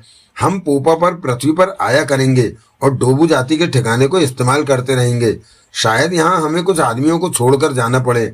मैं तो वापस सदूर पर जाऊंगा, हम्बस ने कहा। यह फैसला तो रानी तासा ही करेगी कि यहाँ कौन रहेगा। मेरे ख्याल में रानी तासा तुम्हें यहाँ रहने को जरूर कहेगी। मुझे क्यों? क्योंकि तुम जिम्मेवार इंसान हो और यहाँ सब कुछ संभाले रख सकते। वो देखो, हम्बस के होठों से निकला, बीच वाली स्क्रीन पर। किलोरा की निगाह घूमी और बीच वाली स्क्रीन पर टिक गई। वहां मुझे बाहरी लोग दिखे हैं, हम्बस ने कहा। बाहरी लोग? मुझे दिखे हैं। उसके साथ ही कोहरा सामने आ वो रहे। बीच वाली स्क्रीन पर कोहरे के भीतर से पुनीत और संदीप निकलते दिखे, जो कि रुक गए थे। फिर देखते ही देखते राजीव और मोनी उनके पास आ पहुंचे थे। वो बातें कर रहे थे। ये तो बाहरी लोग हैं। किलोरा के माथे पर बल पड़े। यहाँ कैसे आ गए? इनकी संख्या 4 है या ये ज्यादा है? हम्बल ने तेज स्वर में कहा। देखते रहो, कहने के साथ ही किलोरा ने एक यंत्र उठाया और पहाड़ के भीतर बिजली की तारों वाले कमरे से अगोमा से संपर्क बनाया। तुरंत ही बात हो गई। उधर से अगोमा का स्वर आया। कौन बात कर रहा है? अगोमा, मैं किलोरा बोल रहा हूँ। मैं 4 ऐसे लोगों को देख रहा हूँ जो कि हम में से नहीं है। ओह, अगोमा की आवाज आई। कौन है ये? ये लोग घूमने फिरने वाले होंगे, बर्फ पर घूमने आते हैं। कभी कभार कोई इस तरफ भी आ जाता है। तो ऐसे लोगों का क्या किया जाता है? मार देते हैं ऐसे लोगों को। इन्हें मार देना ही ठीक होगा। किलोरा का स्वर कठोर हो गया। इन्होंने हमारा पोपा देख लिया है। ये पृथ्वी ग्रह के लोगों को पोपा के बारे में बता देंगे तो पृथ्वी के लोग यहाँ आ पहुंचेंगे। इन्हें मार दो अगोमा। हमारे हथियार तो कमरे में बंद कर रखे हैं। किलोरा के चेहरे पर सोच के भाव उभरे। फिर कहा, ठीक है, इन लोगों को हम मार देते हैं। किलोरा ने संपर्क खत्म किया और हम्बस से बोला, तुम जोबिना लेकर जाओ और इन सबको खत्म कर दो। साथ में 2 और लोगों को ले लेना। वो आगे बढ़कर फिर रुक गए हैं। ये पोपा के पीछे की तरफ हैं और हाथ लगाकर पोपा को देख रहे हैं। हम्बस ने गंभीर स्वर में कहा, मेरे ख्याल में समझने की चेष्टा कर रहे होंगे कि ये क्या चीज है। उन्हें खत्म करो हम्बस, किलोरा ने सख्त स्वर में कहा। अगर पूछताछ करनी हो तो पकड़ लेता हूँ, हम्बस बोला। कोई पूछताछ नहीं करनी। ये यहाँ से निकल गए तो हमारे लिए खतरा बन सकते हैं। मार दो इन्हें। हम्बस तुरंत बाहर निकल गया। किलोरा की निगाहें पुनः स्क्रीन पर जा टिकी। वो गंभीर नजर आ रहा था। बाहरी लोगों का यहाँ आना खतरनाक था। ये वापस जाकर लोगों को पोपा की मौजूदगी के बारे में बता सकते थे। तब पोपा को देखने के लिए पृथ्वी के लोगों का यहाँ आना शुरू हो जाएगा, जो कि उनके लिए ठीक नहीं होगा। किलोरा ने खूनम का घूंट भरा। नजरें चारों पर टिकी थी। तुम ठीक कहते हो, यह हवाई जहाज नहीं है, कुछ और ही है, पुनीत कह उठा। संदीप ने पलटकर मोनी से पूछा, ये क्या है? मुझे क्या पता, मोनी के होठों से अजीब सा स्वर निकला। क्या ये तुमने पहले कभी नहीं देखा? नहीं, मैं तो खुद हैरान हूँ कि ये क्या चीज है इतनी बड़ी सी, मोनी ने कहा। हमें पता करना होगा ये क्या है, पुनीत बोला। उधर कोई है, मोनी बोली। मैंने कोहरे में किसी की टांगों को देखा था। उस तरफ चलते हैं, संदीप कह उठा। पर वहां हमें खतरा भी हो सकता है। जाने कौन लोग हैं यहाँ, राजीव ने कहा। पुनीत ने मोनी से कहा, तुम यहाँ डोबू जाति के होने के बारे में बता रही थी। अंदाजा है मेरा, मैंने सुन रखा है कि यहाँ इन्हीं बर्फ के पहाड़ों में कहीं पर डोबू जाति रहती है, परंतु यहाँ डोबू जाति के लोग नहीं हो सकते। ये चीज डोबू जाति के पास नहीं हो सकती। वो तो कहीं पहाड़ों के भीतर रहते हैं सुना है। आओ, पुनीत ने कहा और दोनों हाथों में दबे इसकी पोल को बर्फ पर मारते इसकी के सहारे फिसलता आगे बढ़ा। बाकी सब भी उसके साथ हो गए। चंद पलों में ही वो आगे जा पहुंचे और ठिठक गए। चारों के चेहरों पर हैरानी आ ठहरी। सामने डोबू जाति के कई लोग आते जाते दिखाई दे रहे थे। वो भी इन्हें देखकर थम से गए थे। पोपा अब और भी स्पष्ट हो चुका था। उसकी बनावट उनके सामने थी। ये तो कोई उड़ने वाली चीज लगती है, पुनीत के होठों से निकला। उड़ने वाली? राजीव बोला, पर यह प्लेन नहीं है। बर्फ पर प्लेन का क्या काम? बाई गॉड, संदीप आंखें फैलाए बोला, ये तो बहुत बड़ी है। मोनी, देखा तुमने? मैं तो हैरान हो रही हूँ ये सब देखकर, मोनी कह उठी। तभी पुनीत ने चिल्लाकर कुछ दूर खड़े डोबू जाति के लोगों से कहा, यहाँ आओ मेरे पास। वो लोग वहीं खड़े रहे, कुछ कहा भी नहीं। हमें इनके पास जाना होगा, कहते हुए पुनीत ने आगे बढ़ना चाहा कि तभी पहाड़ के भीतर से अगोमा बाहर आ पहुंचा। ये तो डोबू जाति ही है, मोनी के होठों से निकला। ये पहाड़ों के भीतर रहते हैं। अगोमा को उन्होंने अपनी तरफ बढ़ते पाया। अगोमा ने इतनी सर्दी में भी कमीज पैंट पहन रखी थी और पांवों में पुरानी सी हवाई चप्पल थी। वो बर्फ पर चलता उनके करीब आ पहुंचा। कौन हो तुम लोग? अगोमा ने सख्त स्वर में पूछा। मैं इंस्पेक्टर पुनीत हूँ, पुनीत ने कहा। तुम लोग डोबू जाति वाले हो? हाँ, परंतु ये क्या है?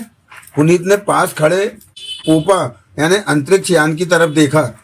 ये पोपा है, अगोमा ने कठोर स्वर में कहा। हम लोग बाहरी लोगों का यहाँ आना पसंद नहीं करते और उन्हें मार देते हैं। तुम लोग अब बचोगे नहीं। मेरे लोगों के पास हथियार होते तो अब तक तुम लोग। बकवास मत करो, मैं पुलिस वाला हूँ। तभी उन सबकी निगाह पोपा की तरफ उठ गई। उन्हें हैरानी का झटका लगा, क्योंकि उनके देखते ही देखते पोपा का हिस्सा खुला और सीढ़ी के रूप में नीचे आता जमीन से आ टिका। ये क्या? संदीप हक्का बक्का कह उठा। ये आखिर है क्या चीज? मेरे ख्याल में ये आसमान से आने वाली कोई चीज है, मोनी अजीब से स्वर में बोली। आसमान से आने वाली? राजीव ने सूखे होठों पर जीभ फेरी। तुम्हारा मतलब कि अंतरिक्ष यान? नहीं, मैं नहीं मान सकता। कोई अंतरिक्ष यान कहाँ से आएगा और यहाँ क्यों उतरेगा? अंदर से लोग बाहर आ रहे हैं, संदीप के होठों से निकला। तभी हम्बस और दो अन्य लोग भीतर से निकलकर सीढ़ियों पर आ पहुंचे। तीनों के हाथों में जोबिना थमी थी। ये देखकर अगोमा उल्टे पांव ही पीछे को हटता चला गया। उन तीनों के जिस्म पर चमकीले वस्त्र नजर आ रहे थे। ये लोग कौन हैं? डोबू जाति के तो नहीं हैं, मोनी जल्दी से बोली। डोबू जाति के लोग तो इस जैसे होते हैं। कहीं ये सच में अंतरिक्ष यान तो नहीं? पुनीत कह उठा। हम्बस और दोनों लोग सीढ़ियों से नीचे आ गए। इन्हें मार दें अगोमा? हम्बस ने होठ भींच कर पूछा।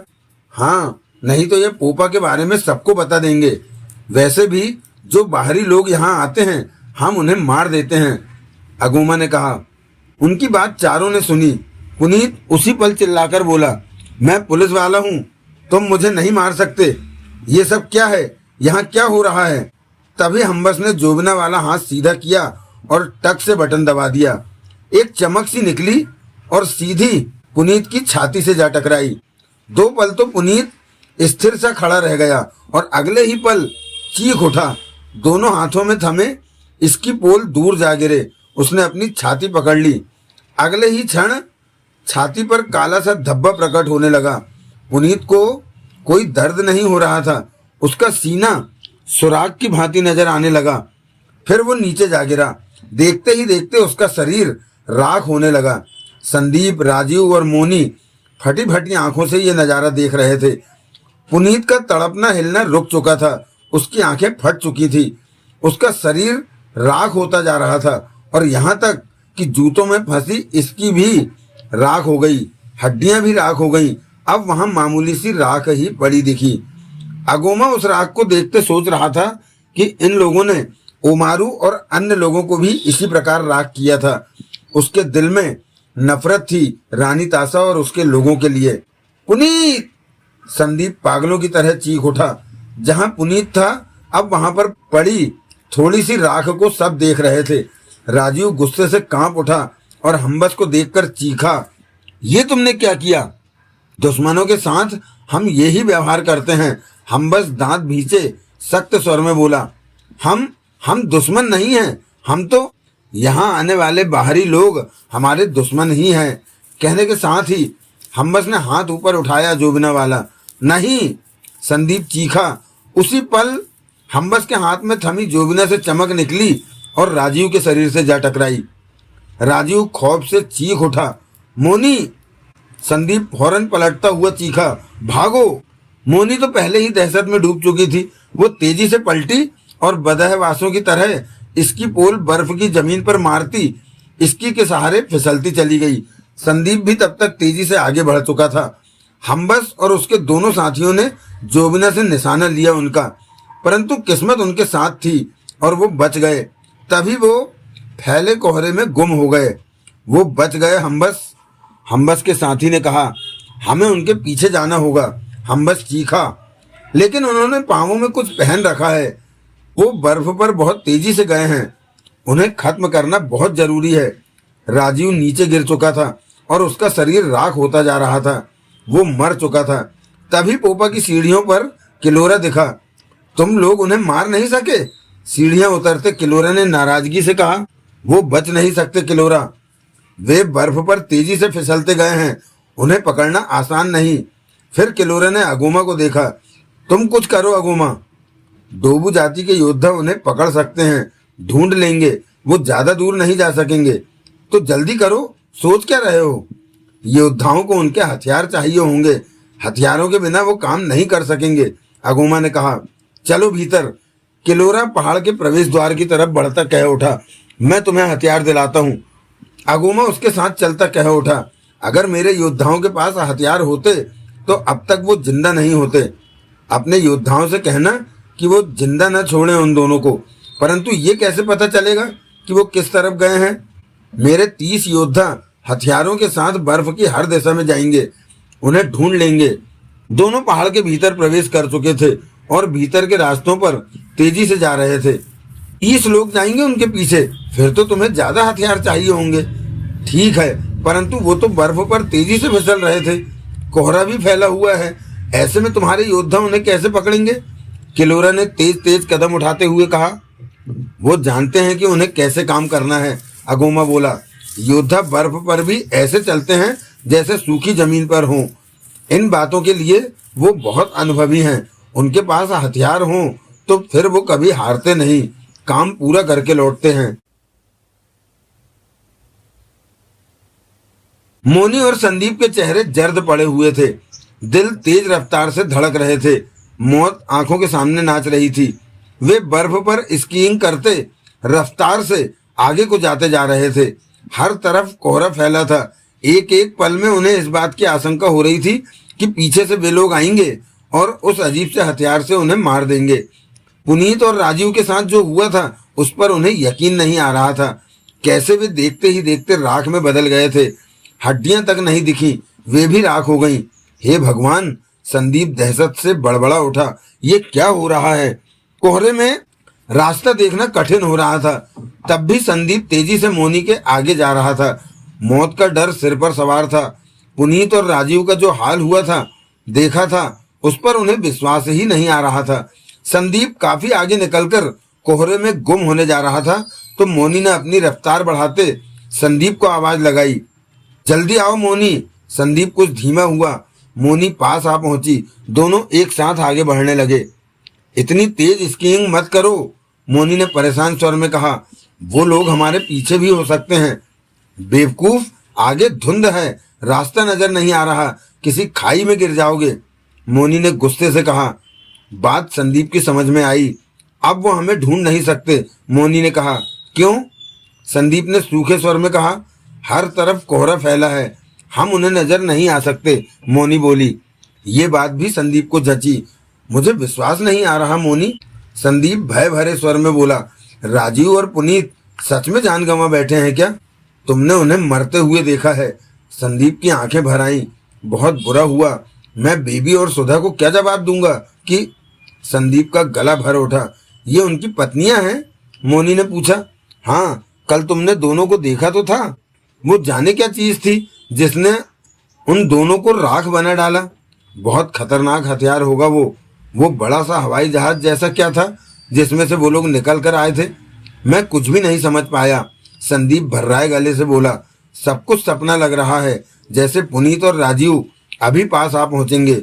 वो दोनों सच में मर गए मोनी? मोनी ने थके अंदाज में संदीप पर निगाह मारी। मध्यम गति से वे दोनों कोहरे को चीरते बर्फ पर आगे बढ़े जा रहे थे।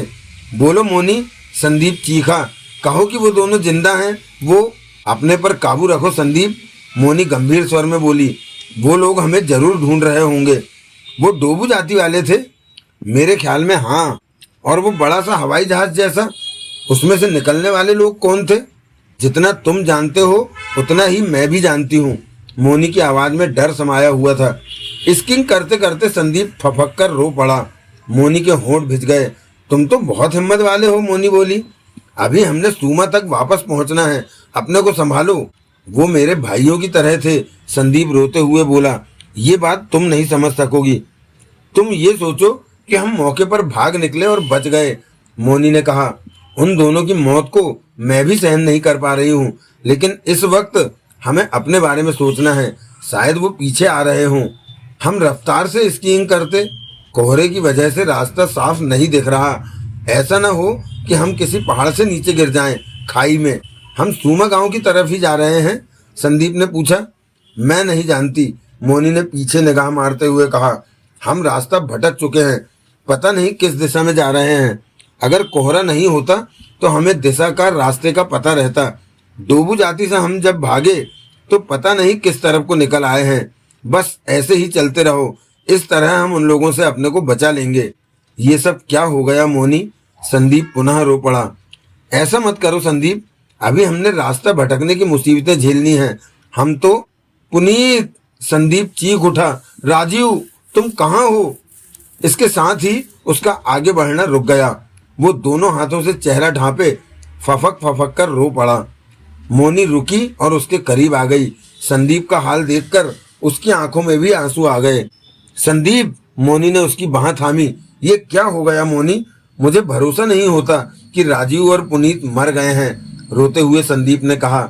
वो हमारी आंखों के सामने मरे हैं, मोनी ने आंसुओं भरे स्वर में कहा। मुझे बहुत दुख हो रहा है उनके मरने का। गलती हमारी थी, हमें इतनी दूर बर्फ के पहाड़ों पर नहीं आना चाहिए था। संदीप ने आंसुओं भरा चेहरा उठाकर मोनी को देखा। तुमने हमें रोका भी था, परंतु हमने तुम्हारी बात नहीं मानी। अब मैं सुधा और बेबी से क्या कहूँगा कि राजीव और पुनीत को क्या हो गया? मैं उनका सामना कैसे कर पाऊंगा?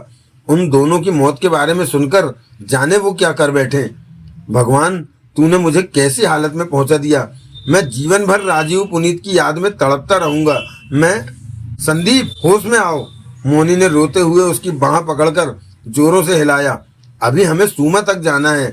संदीप का चेहरा आंसुओं से पूरी तरह भीग चुका था। वो बच्चों की तरह रो रहा था। हड्डियों को कपा देने वाली सर्दी थी, परंतु उन्हें इस सर्दी का एहसास ही न हो रहा था। अपने को संभालो, मोनी ने भर्राए स्वर में कहा। संदीप ने बाह से आंसुओं भरा चेहरा साफ करने की कोशिश की। हमें आगे बढ़ना चाहिए, यहाँ रुकना ठीक नहीं। वो लोग हमें ढूंढते यहाँ भी आ सकते हैं, मोनी ने बेचैनी से कहा। लेकिन वो हमें मारना क्यों चाहते हैं? हमने उनका क्या बिगाड़ा जो उन्होंने राजीव पुनीत को मार डाला? यहाँ से चलो, मोनी पीछे कोहरे में देखती कह उठी। वक्त बर्बाद मत करो। संदीप ने भारी मन से पुनः स्कीइंग शुरू कर दी। दोनों आगे बढ़ने लगे। अगर तुम इस तरह हिम्मत छोड़ दोगे तो मेरा क्या होगा? मोनी बोली। तुम्हें तो मुझे हौसला देना चाहिए कि मैं थक गया हूँ मोनी। संदीप की आवाज में तड़प थी। राजीव और पुनीत के बिना मैं खुद को, वो मर गए हैं, हम भी खतरे में हैं। वो खतरनाक लोग हैं कि किस आसानी से उन्होंने उन दोनों को मार दिया। संदीप ने होंठ भींच लिए। स्कीइंग करता वो मोनी के साथ आगे बढ़ा जा रहा था। रह रहकर उसकी आंखों से आंसू बह रहे थे। सर्द हवाओं ने उसकी नाक लाल कर रखी थी, परंतु उसे किसी बात का होश नहीं था। ख्यालों में सिर्फ राजीव, पुनीत, बेबी और सुधा ही नाच रहे थे। कैसा अनर्थ हो गया है, ये ही सोचे जा रहा था, जबकि मोनी भय में घिरी रास्तों को पहचानने समझने का यत्न कर रही थी। कोहरे ने दुश्मनों से उन्हें बचा रखा था, तो वो उनका रास्ता भटकाने में भी सहायक हो रहा था। मोनी की निगाह दूर दूर तक नहीं जा सकती थी कोहरे के कारण, और वो रास्ता नहीं समझ सकती थी। संदीप अपने पर काबू रखे हुए था। वो जानता था कि अगर उसने हिम्मत छोड़ दी तो वो सूमा तक कैसे पहुंचेंगे। कहीं उन हत्यारों से उनका सामना फिर न हो जाए। उनका ख्याल आते ही जिस्म में मौत से भरी सिहरन दौड़ जाती थी। जाने वो कैसा हथियार था जिससे उन्होंने पुनीत और राजीव की जान ली थी। ऐसा हथियार तो कभी सुना भी नहीं था। मोनी ने कलाई पर बंधी घड़ी में वक्त देखा। दोपहर का 1:30 बज रहा था। संदीप, मोनी ने कहा। हाँ, संदीप ने भर्राए स्वर में कहा। तुम भी रास्तों को पहचानने की कोशिश करो, मोनी बोली। मेरा दिमाग काम नहीं कर रहा, मैं अपने होश में नहीं हूँ। संदीप की आंखों से पुनः आंसू बह निकले। मोनी उसकी हालत पर रुक गई। संदीप भी रुका। पास आकर मोनी उससे सट गई। मेरे प्यारे संदीप, मोनी की आंखों में आंसू चमके। तुम्हें मेरे लिए अपने को संभाले रखना होगा। मुझे कुछ भी अच्छा नहीं लग रहा। संदीप ने आंसुओं भरे चेहरे से मोनी को अलग कर दिया। जब तक हम सूमा गांव नहीं पहुंच जाते तब तक तो अपने को संभाले रहो। संभाला हुआ है, संदीप ने अनमने मन से कहा। दोनों पुनः आगे बढ़ने लगे। मोनी की निगाह हर पल रास्तों को पहचानने के प्रयत्न में लगी थी। वक्त आगे सरका। दोपहर के 3 बज गए। वे आगे बढ़ते ही जा रहे थे। मोनी के चेहरे पर चिंता दिखने लगी, परंतु एकाएक ही तेज हवाओं ने चलना शुरू कर दिया था। वहां फैला ठहरा कोहरा हवा के संग खिसकने लगा। धीरे धीरे हवाओं में तेजी आने लगी। कोहरा बिखर कर गायब होने लगा। अगले आधे घंटे में कोहरा काफी हद तक साफ हो गया। वहां से दूर दूर तक के पहाड़ स्पष्ट दिखने लगे। मोनी काफी दूर दिखाई दे रहे एक पहाड़ की नुकीली चोटी को देखकर खुशी से चीख उठी। संदीप, हमें रास्ता मिल गया, रास्ता मिल गया। कहाँ? वो देखो, नुकीली चोटी वाला पहाड़। आते समय हम उस पहाड़ के करीब से निकले थे। चलो, हमें उस पहाड़ तक पहुंचना होगा। वहीं से मैं सही रास्ते को पकड़ सकूंगी। आते समय हम 1-1.5 घंटे बाद उस पहाड़ तक पहुंचे थे। मोनी बहुत खुश हो रही थी। इसका मतलब हम अंधेरा होने से पहले ही सूमा तक पहुंच जाएंगे। आओ। दोनों 20 मिनट की स्कीइंग करके नुकीली चोटी वाले पहाड़ के नीचे पहुंचे और वहां से मोनी ने फौरन रास्ता पहचान लिया। उसने बताया कि सूमा गांव उस तरफ है, उधर चलना है। संदीप को कुछ समझ नहीं आ रहा था, परंतु वो मोनी के संग चल पड़ा। दोनों तेजी से स्कीइंग करने लगे। संदीप के जहन में पुनीत और राजीव घूम रहे थे। जब आए थे तो वो दोनों भी साथ थे, लेकिन अब उनके साथ नहीं थे। इस बात का खालीपन उसे झंझोड़ रहा था। उसे ऐसा लग रहा था जैसे शरीर में जान ही न बची हो। बार बार रोने का दिल कर रहा था।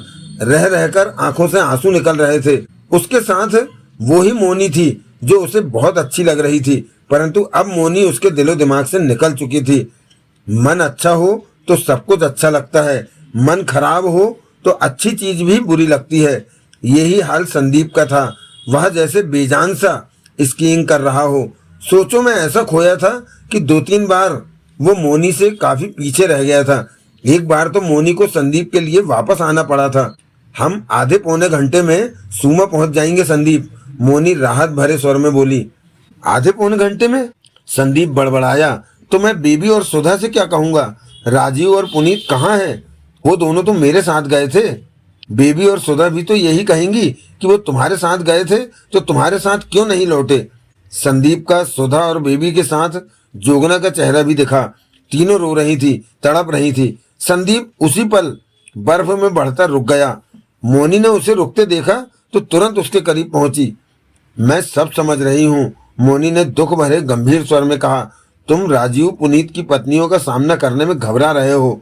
सच में किसी की मौत की खबर देनी हो तो बुरा हाल हो जाता है। ऐसे वक्त में खुद को अकेले मत समझो, मैं तुम्हारे साथ हूँ। वो दोनों मेरे भाइयों से भी बढ़कर थे। संदीप की आंखों से आंसू निकल गए। मालूम है मुझे, मैंने तुम तीनों को एक साथ देखा है। मोनी की आंखें भर आई। हिम्मत से काम लो, चलो, आने वाले वक्त का सामना तो करना ही है। जो हुआ वो हमें हिला देने के लिए काफी था। मैं उस दृश्य को कभी नहीं भूल सकूंगी कि कैसे वो मिनट भर में राख में बदल गए, परंतु हम वहां से जिंदा लौट आए। क्या ये कम है? इस सच्चाई को हम दोनों ही समझ सकते हैं। संदीप ने गीली आंखों को साफ किया। हिम्मत रखो, मोनी ने गंभीर भाव में उसका हाथ थपथपाया। खबर देते वक्त मैं तुम्हारे साथ रहूंगी। दोनों फिर आगे बढ़ने लगे। संदीप का मन भारी हो रहा था। उसका मन सूमा तक जाने का नहीं कर रहा था। बेबी, सुधा और जोगना के चेहरे दिखाई दे रहे थे। कहाँ वो मौज मस्ती के लिए आए थे और जान गंवा दी। आधा घंटा और बीत गया तो मोनी ने ऊंचे स्वर में कहा, हम सूमा के करीब आ पहुंचे हैं संदीप। मोनी के चेहरे पर गंभीरता थी। संदीप ने सामने बर्फ के पहाड़ को निहारा। इस पहाड़ के पार होते ही सामने सूमा गांव और होटल दिखने लगेगा। मोनी ने पुनः कहा। संदीप कुछ न बोला। दोनों स्कीइंग करते आगे बढ़ते जा रहे थे। 15 मिनट में उस पहाड़ की साइड से वे निकले कि सामने काफी दूरी पर सूमा गांव और वो होटल दिखने लगा। हम पहुंच गए। मोनी के चेहरे पर भीगी मुस्कान उभरी। उन लोगों से हमने अपनी जान बचा ली। संदीप वहीं ठिठक कर दूर दिखाई दे रहे होटल को देखने लगा। पुनीत और राजीव साथ में होते तो इस समय सब खुशी से चीख रहे होते कि वे वापस आ गए, परंतु अब संदीप को वापस लौटना भी भारी पड़ रहा था। मोनी उसके पास आकर रुकी। दोनों ने एक दूसरे को देखा। सूं करता हवा में कुछ आया जिसकी रफ्तार बहुत तेज थी, जिसे देख पाना आसान नहीं था। संदीप मोनी को देख रहा था कि एकाएक उसने उसका चेहरा उड़कर 4 फुट दूर गिरते देखा। वो नहीं समझ पाया कि क्या हुआ है। मोनी का शरीर उसके सामने खड़ा था, परंतु चेहरा 3 कदमों के फासले पर जा गिरा था। 2 पल बीते कि उसकी आंखें फैलने लगी। अब उसकी समझ में आया कि मोनी की गर्दन कट चुकी है। ये कैसे हुआ? तभी उसने मोनी के शरीर को नीचे गिरते देखा। संदीप स्तब्ध रह गया। आंखें फैलकर चौड़ी होती गईं। उसी पल उसने कांपकर आसपास देखा तो 15 कदम के फासले पर बर्फ में एक व्यक्ति खड़ा देखा। उसे देखते ही संदीप के जिस्म में सिहरन दौड़ती चली गई। वो डोबू जाति के लोगों जैसा लग रहा था। उसके हाथ में लोहे की कुछ भारी चौकोर पत्ती थी और उसके देखते ही देखते उसने लोहे की पत्ती वाला हाथ ऊपर किया और एक खास अंदाज में हाथ को झटका दिया। पत्ती उसके हाथ से निकलकर घूमती हुई न दिखाई देने वाले अंदाज में संदीप की तरफ लपकी। संदीप बुत की तरह खड़ा रहा, कुछ समझ नहीं सका। एकाएक उसके कानों में सूं की आवाज पड़ी और अगले ही पल उसकी गर्दन कटकर दूर जा गिरी। तो दोस्तों, आज का यह एपिसोड यहीं विराम लेता है। इसके पश्चात आपसे पुनः भेंट होगी बबूसा का चक्रव्यूह के तीसरे एपिसोड में। तब तक के लिए जय हिंद, जय भारत, वंदे मातरम। और हाँ, अपना ध्यान अवश्य रखिएगा। धन्यवाद, थैंक यू, शुक्रिया।